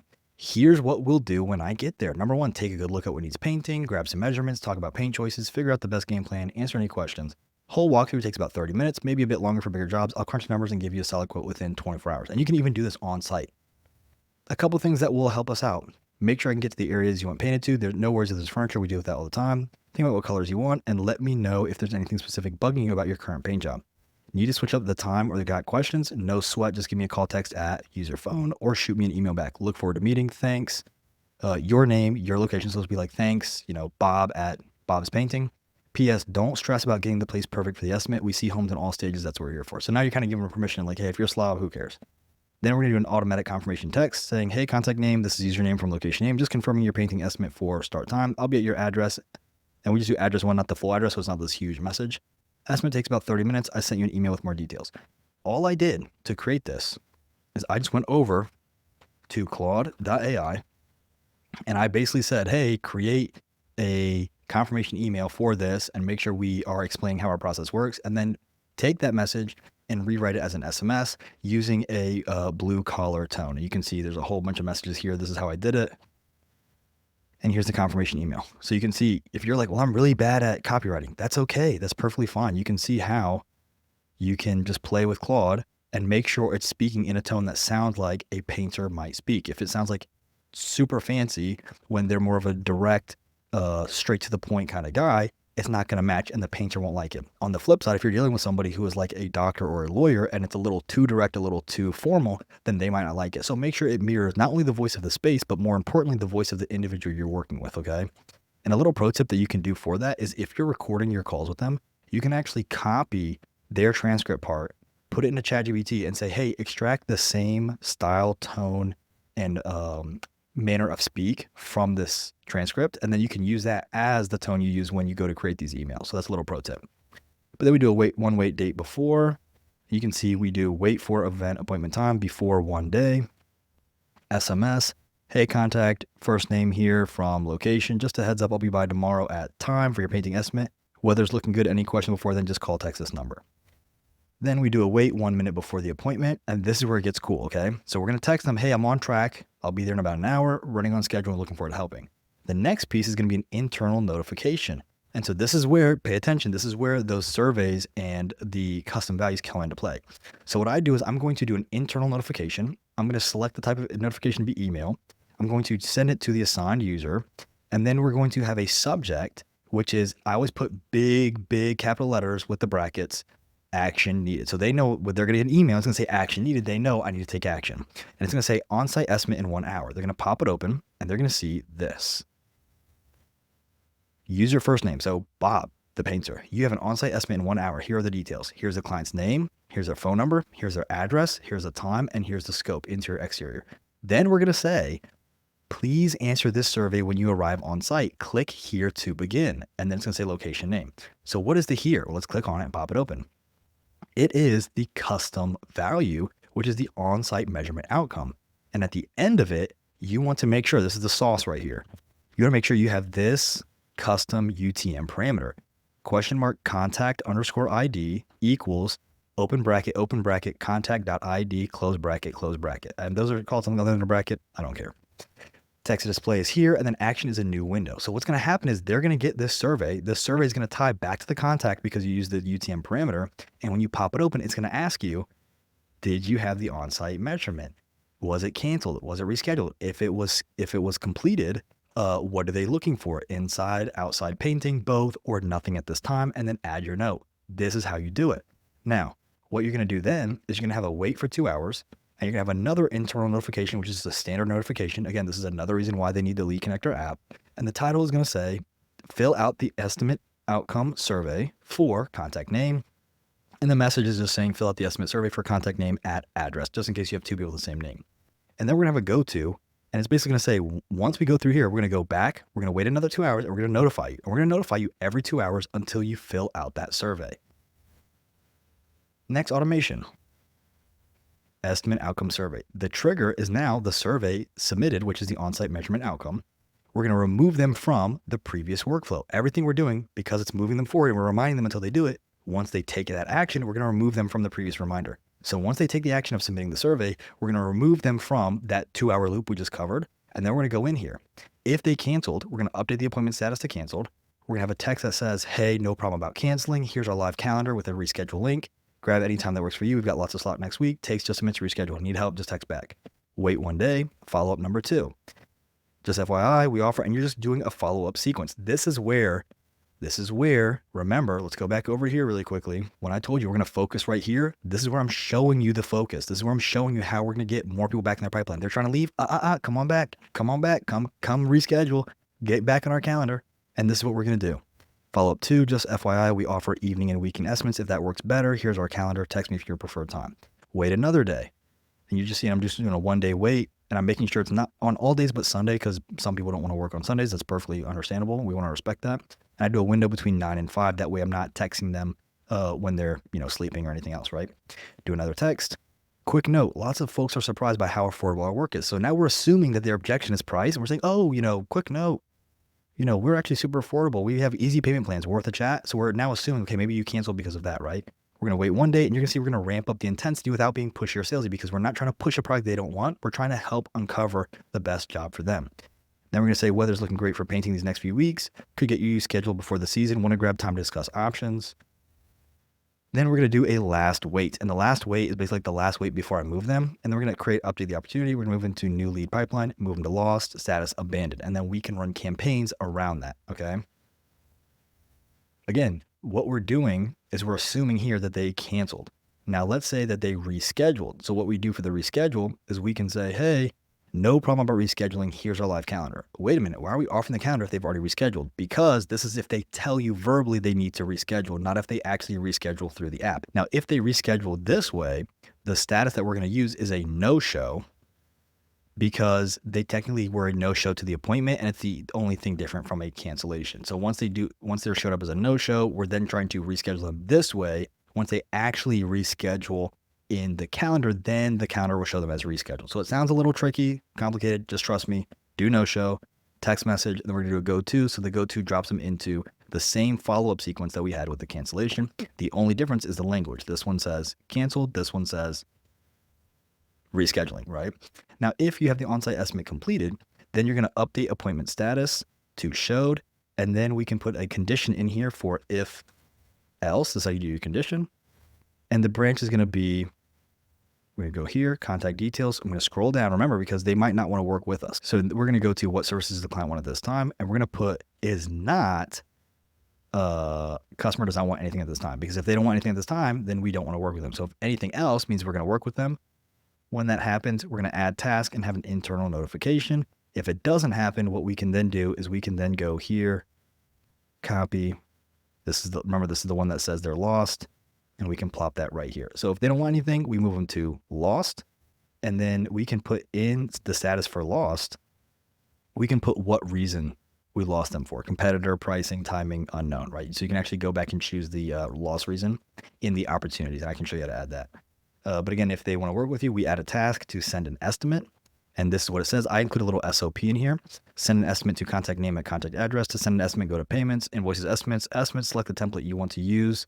Add your contact, add the quote as a new specific product to the job details. And then we can add in here, make sure to turn on auto invoice in additional settings, review, and send estimate. There we go. And we're going to assign that to the contact user, due in now. Now, what's cool with this is, let's say the technician is not the one who's sending the estimate and you have somebody back at the office. You would just pick whoever that individual is that you will want to send an estimate. And again, this is why we have the notes, because what we can do here is in this task, we can put down here additional notes. Remember, we had this in the survey, and we can click this, go to contact, scroll down, and we're going to go to custom fields. In custom fields, we're going to say, please record your notes here, because that was the one I changed to. Please record your estimate notes here, right?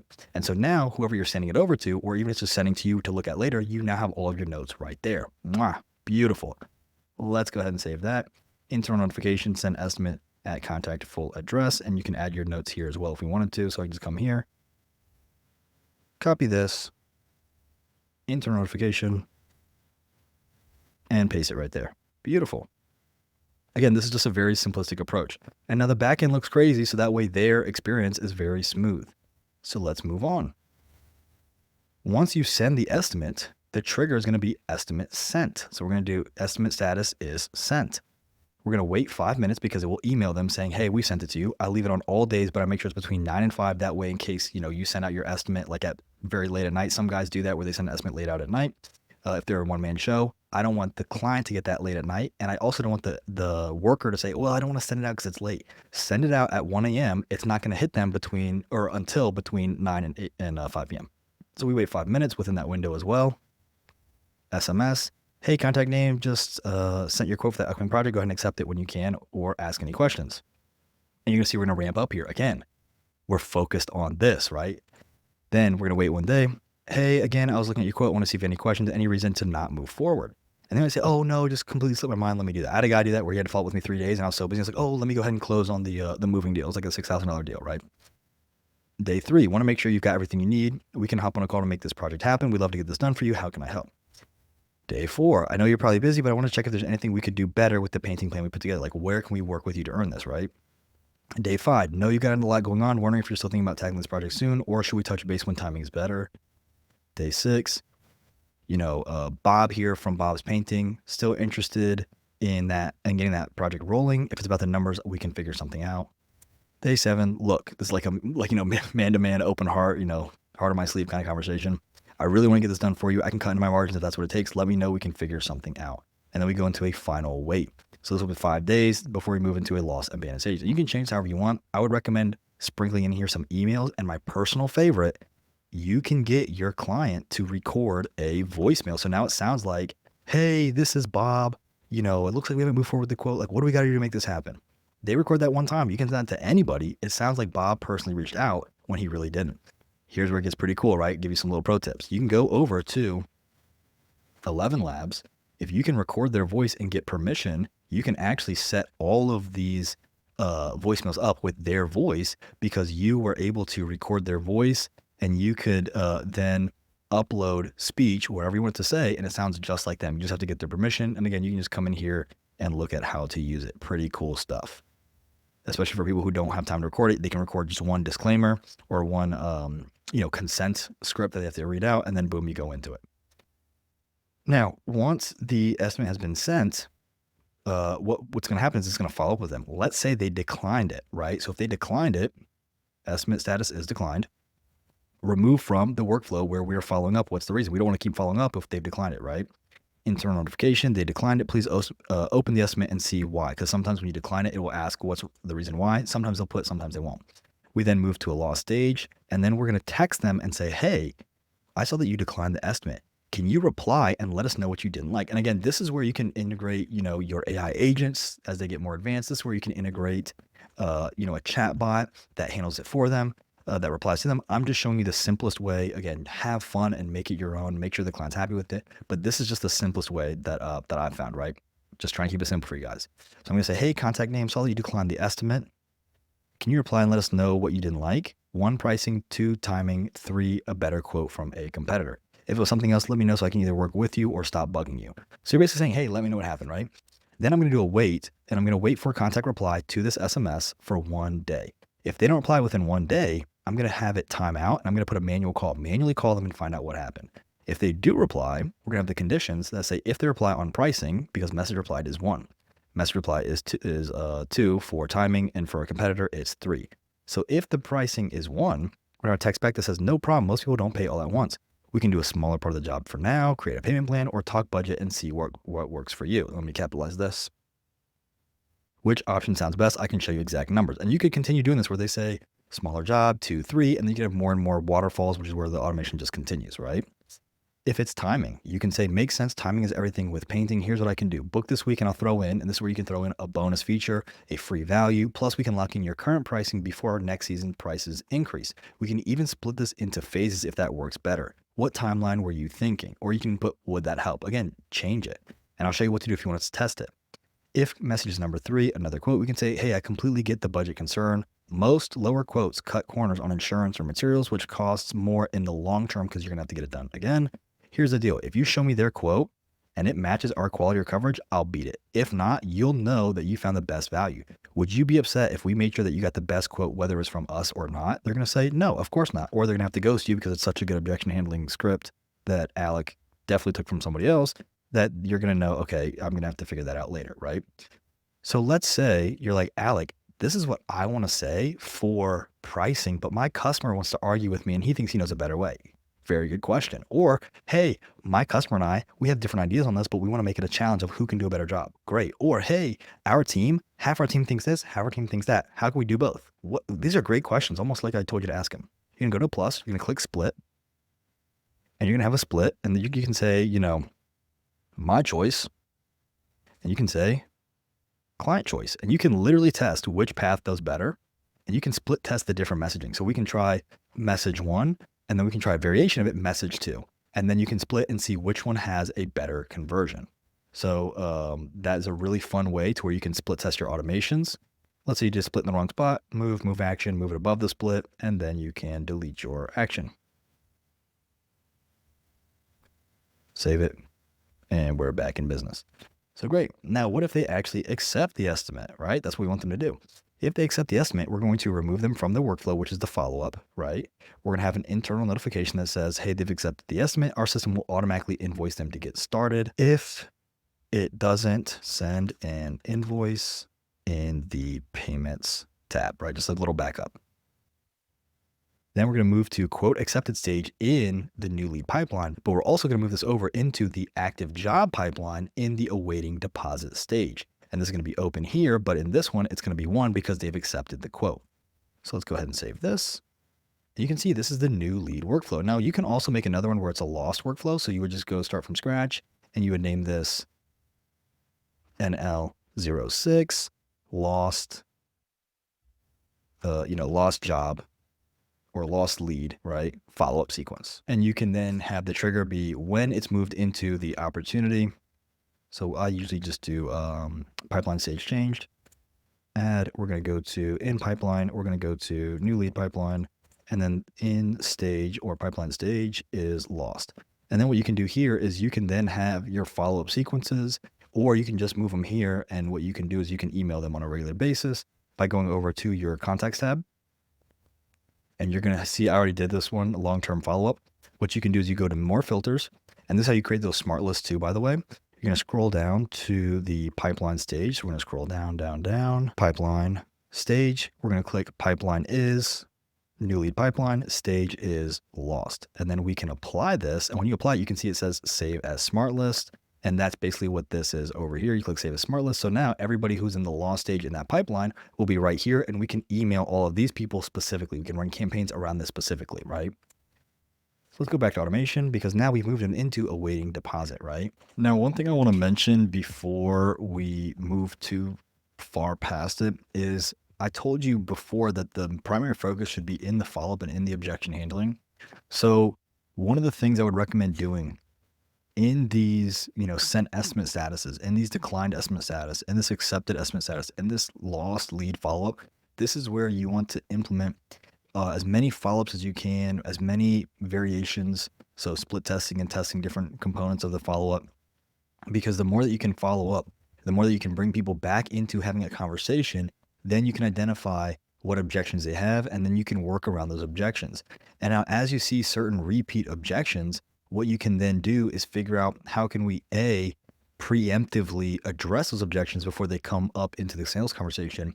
And option B, or the second option you have, is when these objections come up, what alternative paths can we offer? For example, with roofing, can we do financing options? Can we do payment plans? Can we send them to a third party financier who can help with them, right? And that's where really niching down is going to be so beneficial. And this is what we talked about when we were referring to building a moat, which is you can now find niche specific solutions to generating more leads, to handling objections, to helping the contact move forward into closing a deal, to helping people move into the deal and using really nice systems, CRMs, processes, and everything to really document and really just make this an overall phenomenal experience, not only for the client, the contact, the lead, but also for your team, because that's going to be what translates into them assuming much more of the work and having more buy into the process so you can do, or your client can do, much less work. And this is why I really recommend reading The E-Myth Revisited by Gerber and The Ultimate Sales Machine by Chet and Amanda Holmes, because they both really focus on the systems, not only around the execution and fulfillment, but also around the lead generation and the sales process. Okay.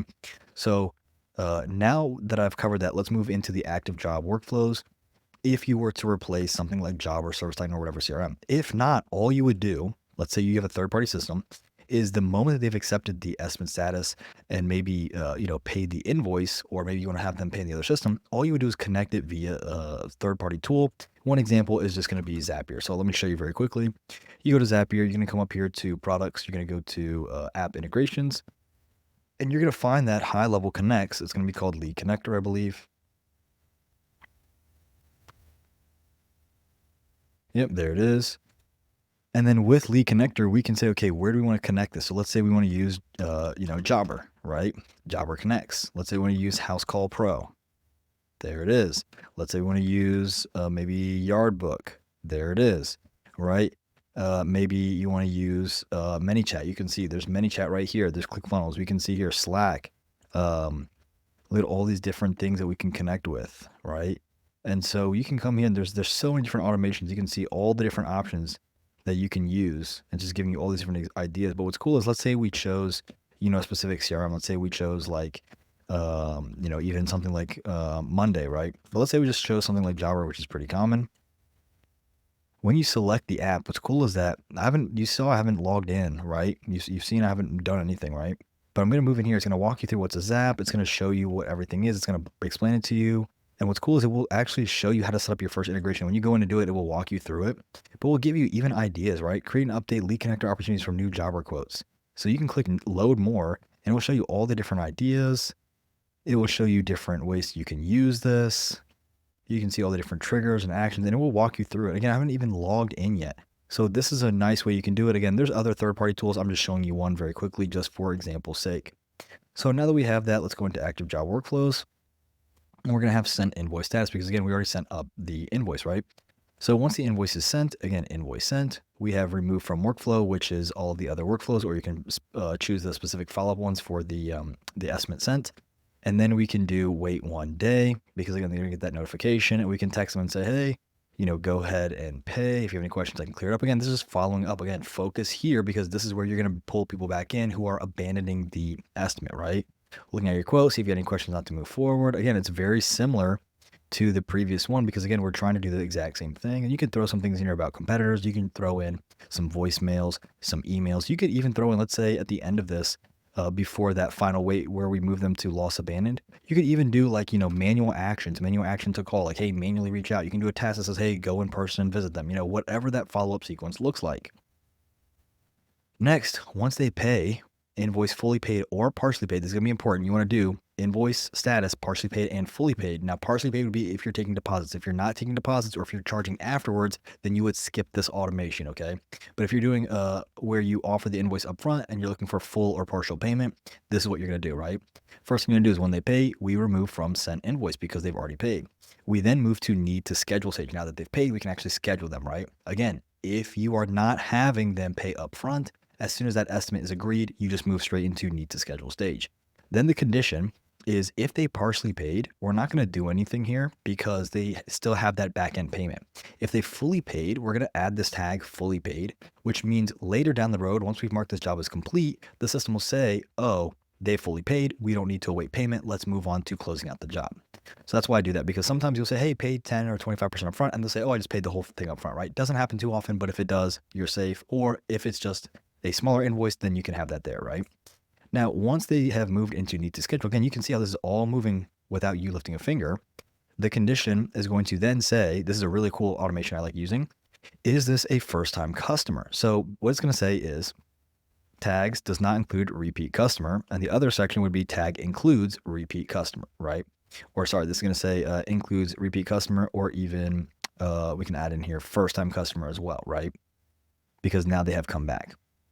So if it includes repeat or first-time customer, they're going to come back. If it includes no tags, it does not include repeat customer, and it does not include first-time customer because they have not, this is their first time working with you.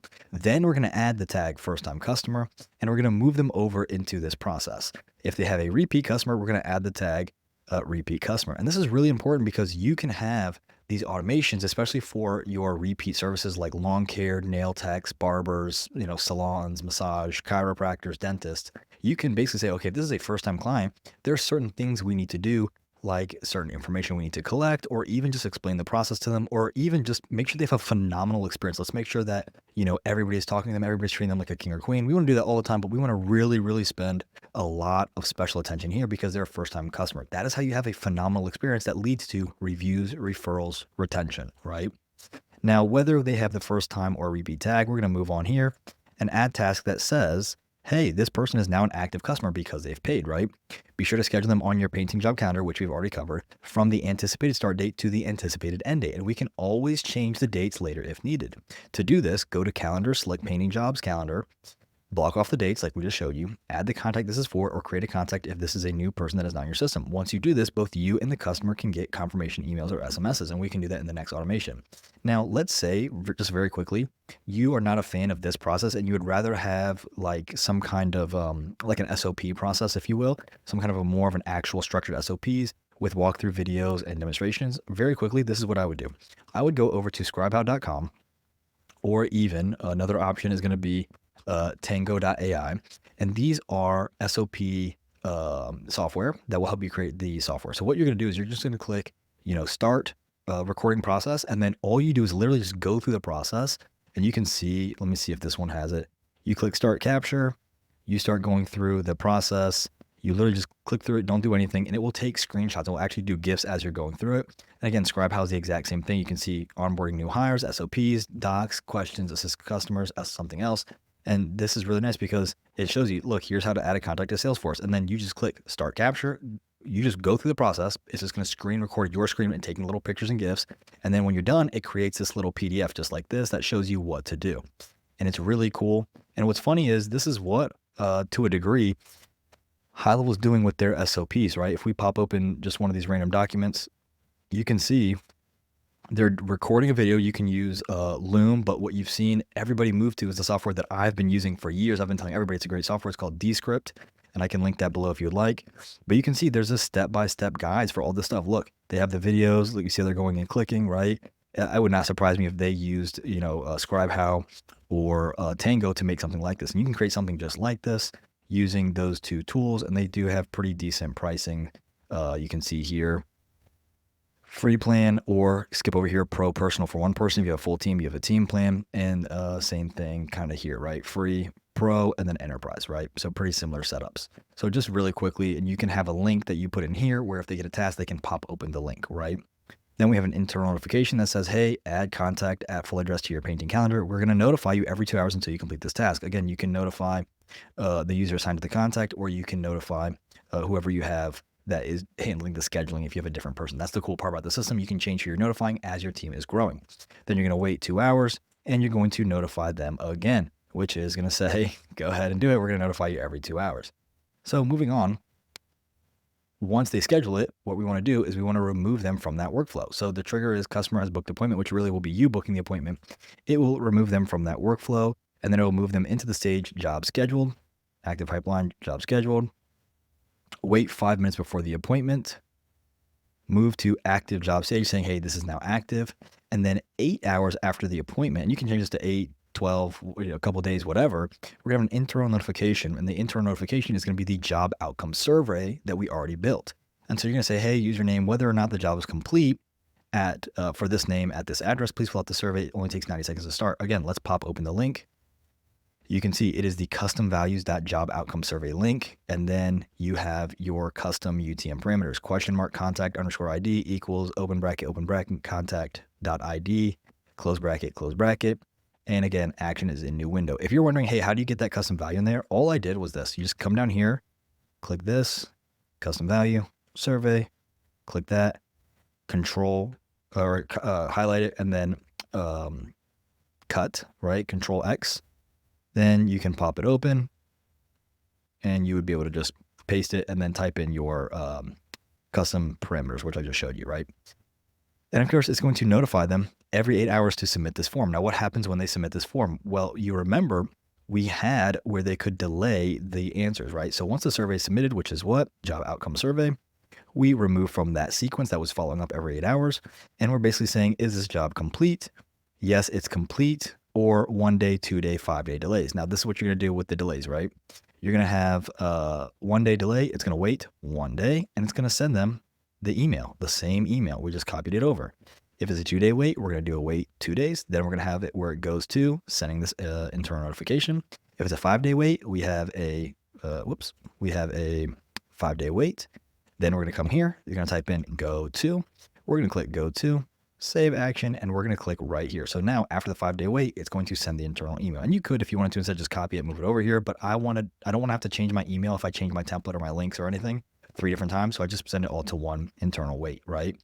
Now, if we come over here, we have job complete. Now the job complete condition is going to be, if the job is complete, remember the conditional logic says, is the customer happy or do they want changes?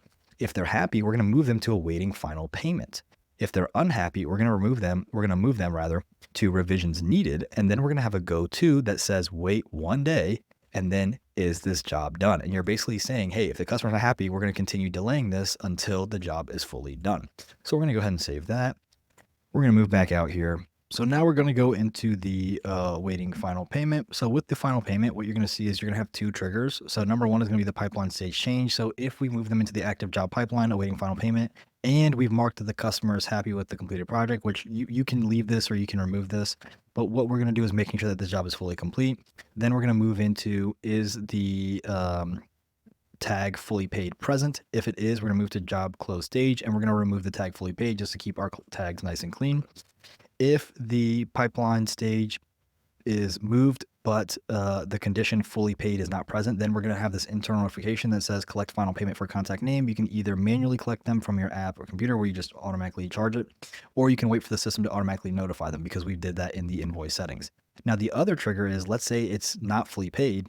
We don't want to just leave them in limbo mode. So we have this invoice says invoice status is paid with the filter that the customer is happy with the completed project. So it's different from the other one we had where it was paid or partially paid with the tag. This one is saying, is the customer happy with the completed project?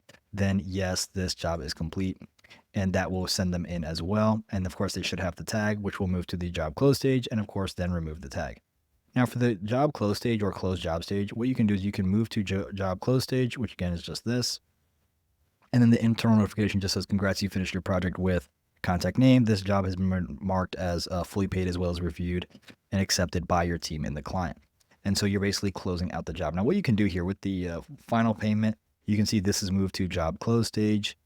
And we want to also do the same thing once it's moved to the job close stage, as making sure that we have marked this as 1, right? Making sure it's marked as 1 will help with the actual conversions.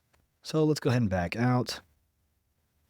And let's go to the review referral workflow. So now what we're going to do here is pop open this first one, and I just name it RR for review and referral. And this is going to say request review. So this RR is just for review and referral. It's just a coincidence they match up. And this is the first automation. So the trigger is going to be when the active job pipeline is showing closed, we're going to have this condition, and the condition is going to say, do we want them, or have they rather left a review or not left a review? So if they have the tag left review, then nothing's going to happen. If they don't have the tag, which is they have not left a review, right? Or we can say does not include left review. That's better.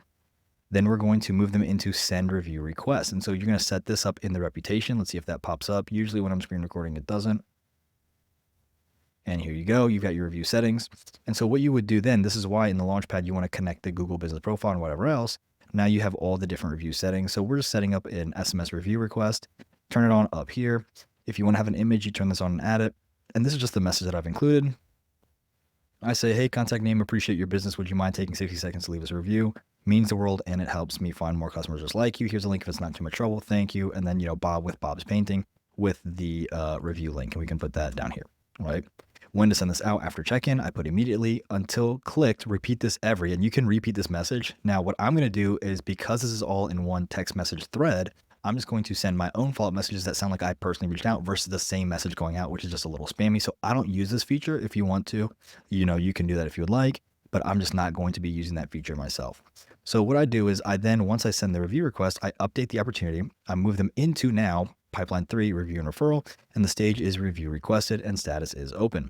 Then I'm going to wait, and I'm going to send another text message that says, hey, again, this is why I don't do the repeat, because I want to do my follow-up here. I say, when you leave your review, I found this works really well. When you leave your review, I'm assuming they're going to leave one, which might incentivize them to do it. Would you mind sharing some details on the job we did for you? That actually does help out with some of the SEO for the reviews. Your review makes a big difference to small businesses like ours. Here's the link again, and then I just put a trigger link, or you can put the review link.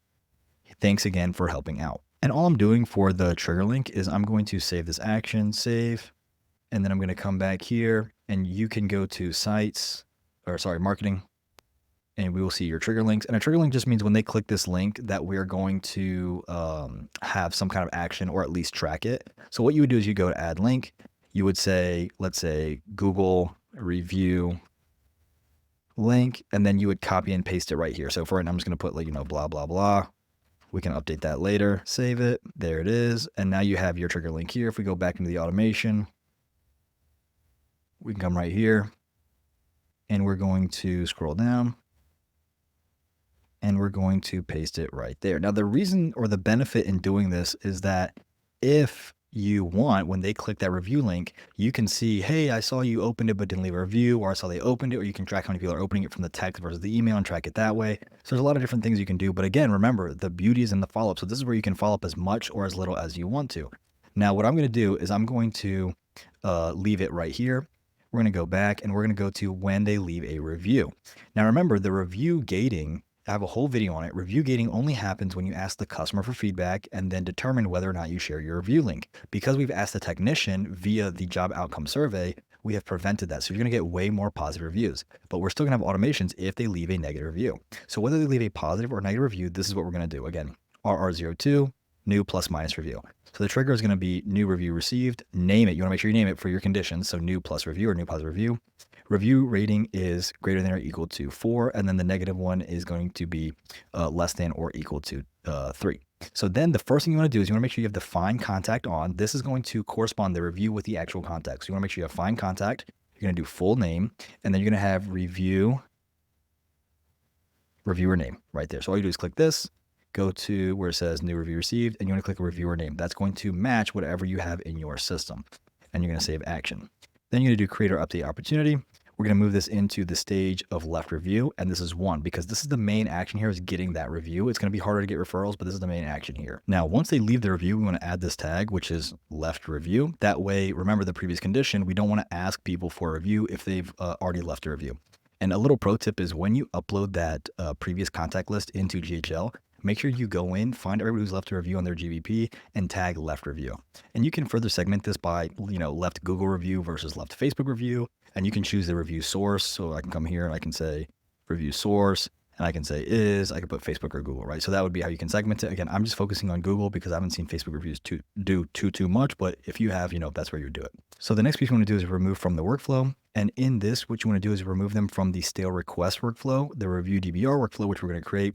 And then of course, from the request review workflow with that follow-up as depending on how many you do, right?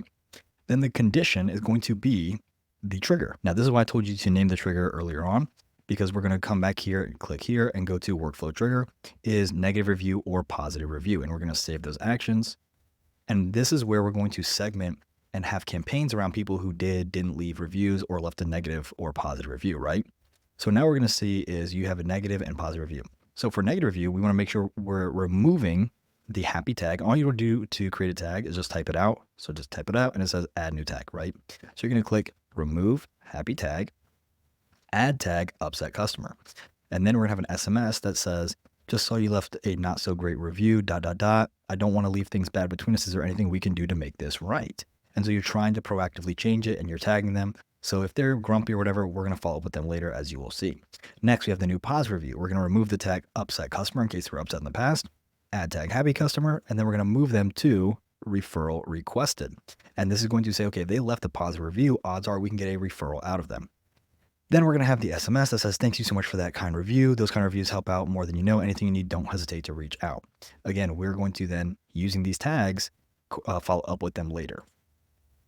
Now, when they have that positive review, the first thing we're going to do, because we have the pipeline state change, is going to move them into referral requested. Now, the condition here is going to say, if you answered on the survey, yes, I would like to ask for a referral versus no, I would not. Now, if we don't want to ask them, then obviously we don't want to do anything further. If we do want to ask them, we're going to add a little wait. And again, you can split test this. I usually wait like 7 days. You can wait a month. You can wait a day. You can wait, 2 hours. Who cares? And then I'm going to text them between 4 and 6. And I'm going to say something like, hey, contact name, if you know 1 to 2 friends, neighbors, family members who could use the same reliable top-notch painting services, we'd really appreciate a referral. You could send us their information or send them ours, whatever you prefer. Hope you're doing well. And so you're basically asking for a referral. Now you could, if you wanted to, if you're dealing with somebody who's a little bit more top notch, or if you just want to try it out with your local service businesses like your home services, what you could do is you could send them a form and then have a trigger link and, automations from that. They send back the information, you create a new contact. You could do all that. I just don't have it here because it really does depend on the business type. Now, moving on to new referral. This is where if you sent them a form, I don't have anything here. If you sent them a form or if they replied back with something, you could then add a tag. What you could also do is you could reply back, if they, with the request referral, you could do like a wait condition and you could do wait until they text. So you could say for a scroll down, contact reply to the text you had, save action, and then you could do an if else if the intent is positive. So I can show you really quickly. If else, let's say the contact reply and then the intent type is positive. So maybe they're like, oh yeah, I can share a referral, or it's like, oh, here's information. Then you could segment and say thank you. And then we could just say, positive reply. And then we're going to come here, click this, duplicate, and we're going to do the opposite, which is negative reply. And the intent type is going to be negative. And then based on what they say with that, you could just say, hey, thanks so much, or hey, no problem either way, right? So you could do that if you really wanted to. And then you wouldn't even need this automation right here for new referral unless you're doing a form. So again, just trying to show different options you can do here. Now for stale requests of either a review or a referral, what you're going to do is you're going to leave them in that stage. And so the trigger is going to be in pipeline review requested for 30 days with no answer, or in pipeline referral requested for 30 days. When that happens, the condition is going to be the trigger is the stale review or stale referral. And then you're just going to update the opportunity and say, hey, we move them into the stale review request or stale referral request. And that is going to allow you to run campaigns. So again, all you're doing is going back up to contacts. And this is where you can have a lot of fun with segmenting. You can say tag, and we can run a campaign around happy customers. So we're going to save this as a smart list, and we're going to put happy customers. And then we can do another one where we're going to do, let's go back to all. We're going to do another one where we could do unhappy. Oh, whoops. I need to do a tag. Tag, and I can do upset customers. There we go. Right? We can do one for repeat customers. We can have all kinds of segmenting. And what this allows you to do is I can run campaigns around upset customers, trying to remove their bad reviews by working with them, right? And if you talk to business owners, there's so many business owners who will offer to pay so much money to get rid of a bad review. I've seen people offer $1,000, $2,000 even to get rid of bad reviews. And I always tell people like, hey, just reach out to them, offer to do something for free or heavily discounted in exchange for them to remove the bad review. It's way cheaper than sending them money or paying for it. They might have a better interaction and remove their review or even increase their review. And then, of course, it's much easier for you to offer a free service than it is to give them money or do something extra, right? And so those are great campaigns that you can run around. Or again, you can have automations where anybody who is in, an upset tag, you can create a tag that basically says, when I get the trigger upset tag, then we wait 60 days, send them a text message, wait 60 days, send them a text message, wait 60 days, right? And you can try that way as well, right? Now, the final piece is going to be some kind of a review DBR. So there's a few things you can do here, right? You can create a DBR and have it specifically for getting new reviews, referrals, whatever. But what I would recommend is if you have this request review workflow, what you can do is after you add all your tags, you can then send them or add them to this campaign. Another thing that you could do if you wanted to make a really fast review DBR, what I just like to confirm. So let's go ahead and get rid of this one. Let's make one from scratch. We're going to go to review request. We're going to duplicate. We're going to name this RR06. We're going to name this DBR review. We're going to come in here, delete all of this, create. And again, this is going into the micro offer that we talked about. Pop this open. Again, we don't want to reach out to anybody that has the left review. Now, the difference is I'm going to delete this action for the review request because it might be right after they have the job finished. And all I'm going to do is make a new SMS and just say something explaining why we're reaching out. Just, hey, let's say contact first name. We're starting to really focus on growing our painting business. We're looking for more people just like you. Would you mind taking, 42 seconds to leave us a review so we can do that? It means the world and helps us more than you know. And then you're going to say, here's the link. And so now we can have a custom message that is different from the review request. And again, all we're going to do is go to trigger link, Google review link, and there you go. So this could be like a DBR that we're just adding them to, and have as many follow-ups as you deem necessary, or even split tests, see what works better, whatever works better, you build a case study around. And then of course that is going to attract more people like we talked about in the content portion, right? Now, if you want to do some kind of a promotion or promotional DBR, all you want to do is make sure you have these sequences in place where you're just doing a text, moving to a stage like, new lead, new estimate, whatever.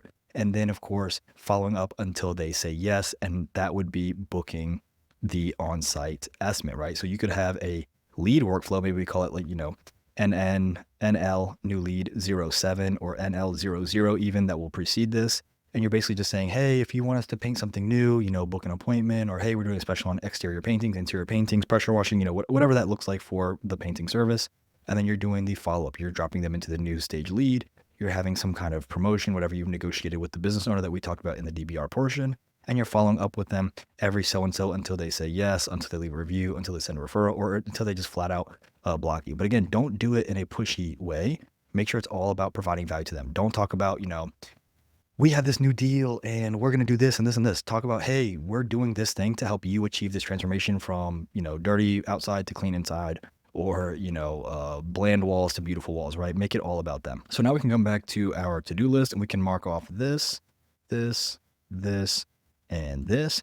And there's this final piece here. I can't do it with this account because the account does not have social media tagged to it. But what you can do is you can actually schedule review posts in the social media planner to share all of the 5-star reviews. And again, you can see the instructions they built out very nicely. Once you have everything connected, connect your social accounts. What you're going to do is you're going to click new post, post reviews. And you can filter out, it's right here, select rating range. I would say 5 stars. So anytime they get a 5-star review, it's going to post to their Facebook, to their Instagram, to their LinkedIn. And that is going to go up. So anytime they get a new review, there's more social proof, which might lead to more sales. And of course, the business owners just love saying, hey, look how much we help our people. So there's a whole document on this I've included. Again, please don't fall for anybody saying, they have this special course or whatever on how to do this. It's 100% free from GHL themselves. So now that we have built out all this stuff, we've actually gone through the hardest part. Let's go into very quick for the website. I'm going to spend like all of 3 minutes on the website because designing a website is a lot of work. So let me give you the quick version of designing a website. Number one, if you've never designed a website before, look at either A, templates of what looks nice, or option B, which is just looking at competition online in big cities. So you can look up, professional painting website templates and just copy those or use the ones that GHL has. Again, if you've never developed or designed a website before, please, please, please do not just try and do what you think looks pretty. Every time someone does that, the website looks absolutely awful. Just leverage other people's templates. So you can come into here to sites, go to websites, or if you're doing a landing page, you can do a funnel, but just go to websites, new website, from template, continue. And you can come in here and you can search like, painting, right? So most of these are auto body. And then, if you find one that you like that isn't really in your space, then you can, of course, you can change it, right? But there's going to be a lot here. You can come over here and search. And there's all these different ones, right? So once you pick one, all you would need to do is, let's say we're doing, painting. So we've got all these different ones. And let's say I really like this one. Just pop it open and you can see the different ideas of what they're giving you. Are these, the best websites? No, but are they good? And are they better than what you would design if you had no template? Yeah, for most of you, yeah. And again, you can just come in here and pick one. If you want to do a 1-page website, you could even change it as a funnel, or anything that you're driving paid traffic to, you can do it as a funnel. From blank, you can use funnel AI, or you can do from template. Let's just do from template, because I'm going to keep this video relatively AI free, because we can go crazy with AI, so many cool services. But you can see here painting, and you've got all the painting services, right? Now, what you're going to do is, if you see here, you're going to have where you can get your free estimate, and there's like this form that pops up. So let me just use this one super quickly just to show you what I mean. All I'm going to show you is how you're going to plug your existing calendar in there, right? Now, again, you want to adapt everything we've covered to your specific industry. So if your industry, for example, allows people to pay up front, you don't need to go through all the automations and the down payments like I had. You just want to make sure that you map out their process. This is the best thing you can do. Map out their process, ask them how they do it, design it on a whiteboard, and then create it in GHL, right? But let's say I click here, and let's say the button opens the pop-up. So I'm going to go over here to the pop-up. There it is. And then you don't have any forms yet. Click here, and this could be where I choose the on-site estimate form, right? And I can have my information there. But remember, I wanted to use a calendar. So what I could do is I could say, let's say I want to throw a calendar in here. Again, we're not going to cover design because we'll be here forever. But I'm just going to search calendar, drag it where I want it, or maybe I want it on the other side over here. Click where it says you don't have a calendar, and I'm going to select on-site paint estimate. And you can see it has that questionnaire right there, right? And I wonder if they have this pre-built. No, they don't. So this would be my calendar. And again, I would want to make sure that it actually looks nice, not weird, strangely segmented over here. I don't know why it's like that on this one, but I would have the calendar. So then when they pick the calendar and everything, all the automations are done. Now, the reason I'm showing you this is because number one, I want you to design your own. Make sure you find inspiration online. You can search up templates everywhere. There's so many good ones. You can just copy them. You can purchase them if you want to. You can hire somebody to do it. But the main piece I want to show you is that everything we've done so far has been not websites. It's not been the front-facing portion. It's been the back-end systems. So if somebody says, I already have a website, you can say, cool, keep your website. All I have to do is plug in this calendar, and it takes everything in. Once they come in, boom, they're locked into your system. So that's the really, really cool piece about the way that we have this set up here, right? So that's all I want to show you with the websites. Again, we can have more videos on designing websites. I'm personally very bad at them. Thankfully, I have a very, very smart team that can do that. So we can mark off a website and landing page. Now, you're going to need a standard terms and condition and your privacy policy for your A2P. So all you're going to do for that, very, very simple. We're going to come over here. We're going to go to ChatGPT. You can go to Claude, and you're just going to say, help me create a standard. And we're going to start with, let's say, privacy policy for a let's say residential painting company. This is what we're going to do. And all I'm going to say is ask me any questions you need to create one for me. So this is all I'm going to say, right? And now it should respond back with, okay, here are the questions, right? And we're going to feed it all of this information. What's the company name? Do you have a business address and details? Do you collect their information, which is yes? Do you collect payments directly, or do you use third-party processors? Third-party processor. You're just going to answer all of this question. And then once you give it its answers, just say, awesome. Create me a privacy policy template to use. And what it will do is it will give you a template, and you can go in and add all of the custom variables and the custom fields. And then what you would then do is as you update those custom variables and fields, it will update all of the information in the privacy policy, right? So you can have all of this, and we're just going to copy this information over, and you're going to go into website or your, just a website. You're going to create a new website from blank, and you're going to just create a few pages. So whether you already have a website and you're just adding 2 more pages, which are going to be your privacy and your terms and conditions, or whether you are just creating those 2 pages to link into your funnel. Now, once you have those pages created, all you're going to do then is go to your form, go to your builder, go to here, and you're going to scroll down to where you had your authorization, right? And you're going to update these 2 links. So you're going to click right here. Oops. You got to click it towards the text box. There it goes. You're going to highlight this, and you're going to then change the link, and you're going to put the link of the page you just created right here. So when somebody clicks it, they see that link. That's how you do that, okay? And you're going to repeat the exact same thing for your, which one do we do? We do privacy policy. So you do the exact same thing for your terms and conditions. Now, again, this is not legal advice. This is what I do. This is for entertainment purposes. Whatever disclaimer I have to say, please make sure you go through an actual professional, a business lawyer, etc. But this is just what we do when we're starting out, before we have the budget to have somebody create us a really nice one, which you can pay one time and repeat, right? Now, we can come in here and we can mark off this and this. Now, if you have a domain, right, once we have all this done, we want to connect the domain. So you're going to come over here and you can pop open this guide, and then we'll walk you through how to use the domain connect feature, and it'll show you how to connect it. It will even show you how to manually connect your domain if you are having any issues. So you can go right in here and it will walk you through absolutely everything to connect your domain, which is why I'm not going to cover it in this video because it's just going to be a waste of your time. Then we've got to connect the phone systems, add the domain to either the the website or the email, and then set up the email system. Okay. So the phone is going to be for the text messages. All you do, let me skip down. I'll come back up here. All you do for the phone system, pop this open because we've done your privacy policy. We've done your terms and conditions. You have all your business information on your website and your funnel. Now, when you go to apply, and it'll walk you through how to do it. Now, when you go to apply, which this video will walk you through how to do, it will tell you all of the information you need, which will cover the onboarding topic that we'll basically end this video on.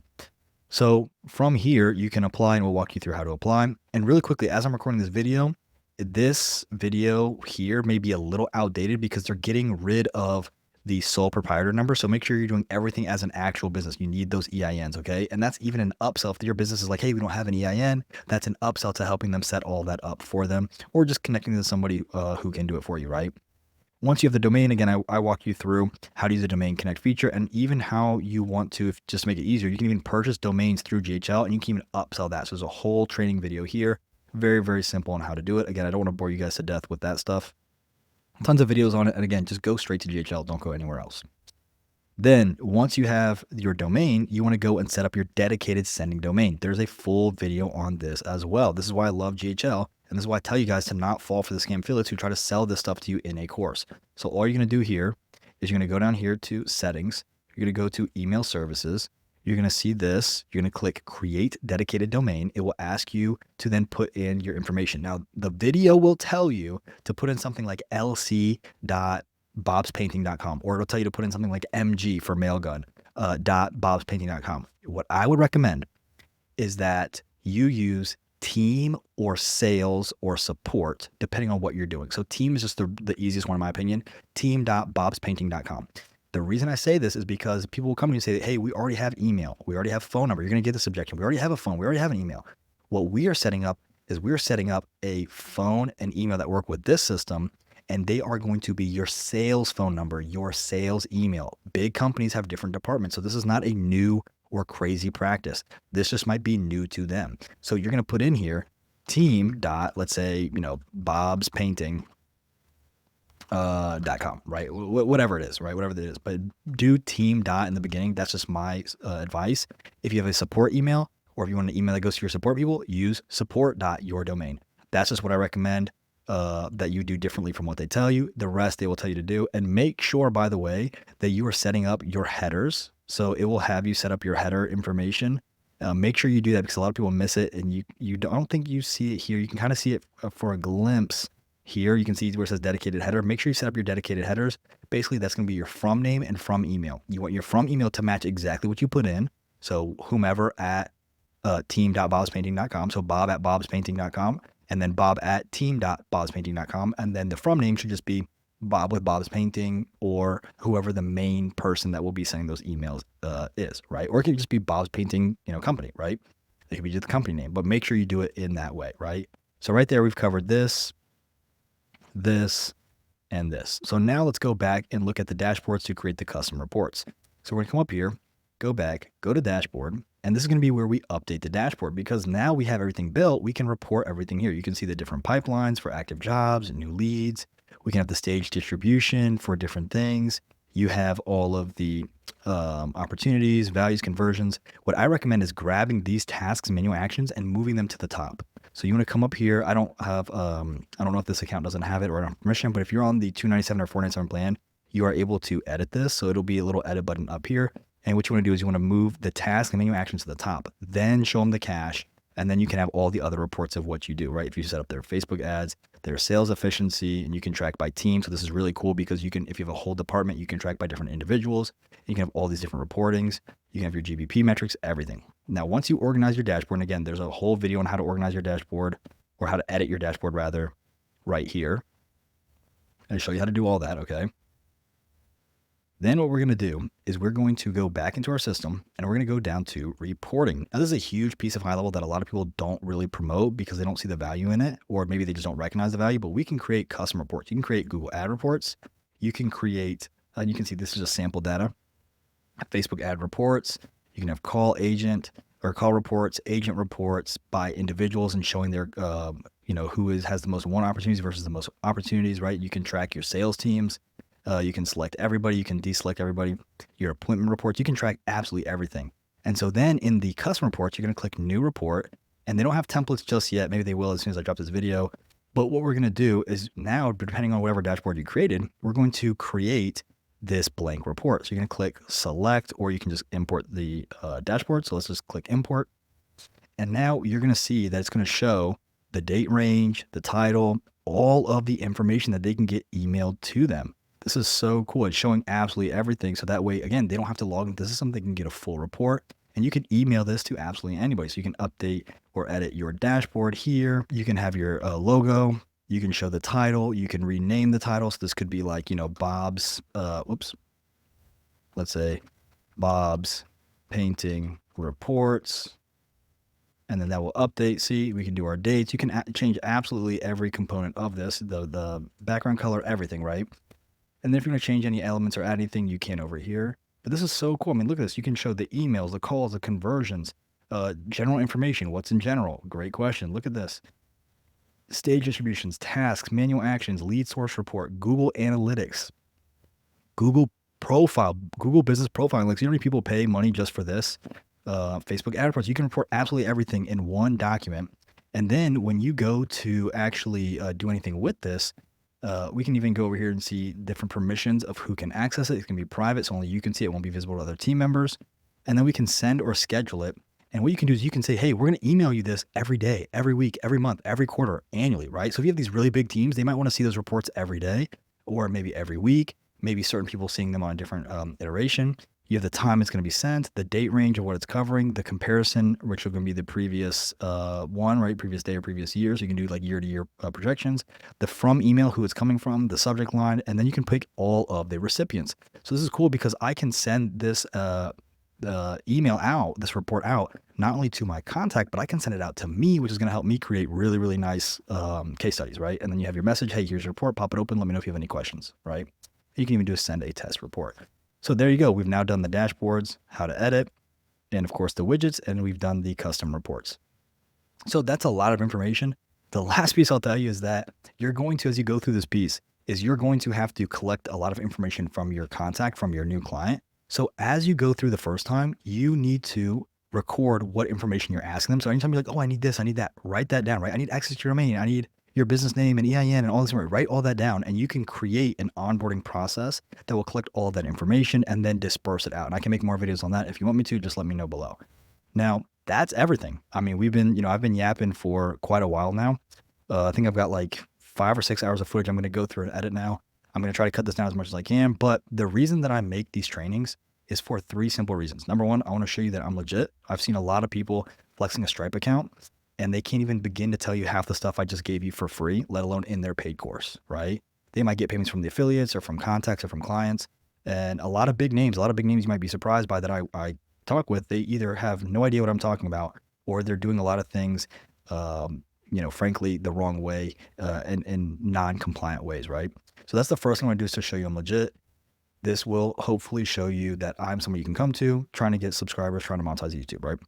The second piece is to give you what I wish I had starting out, right? If I had this stuff 5 or 6 years ago, my name would probably be much, much more well-known by now. I probably would have been able to take care of my family financially much sooner. Now, I can't rewind that time for myself, but I can share it with you. And again, I'm doing this without even asking you to pay me, right? What I'm trying to do here to show you that I'm legit is to make my free stuff better than most people's paid stuff, right? So just let that sink in.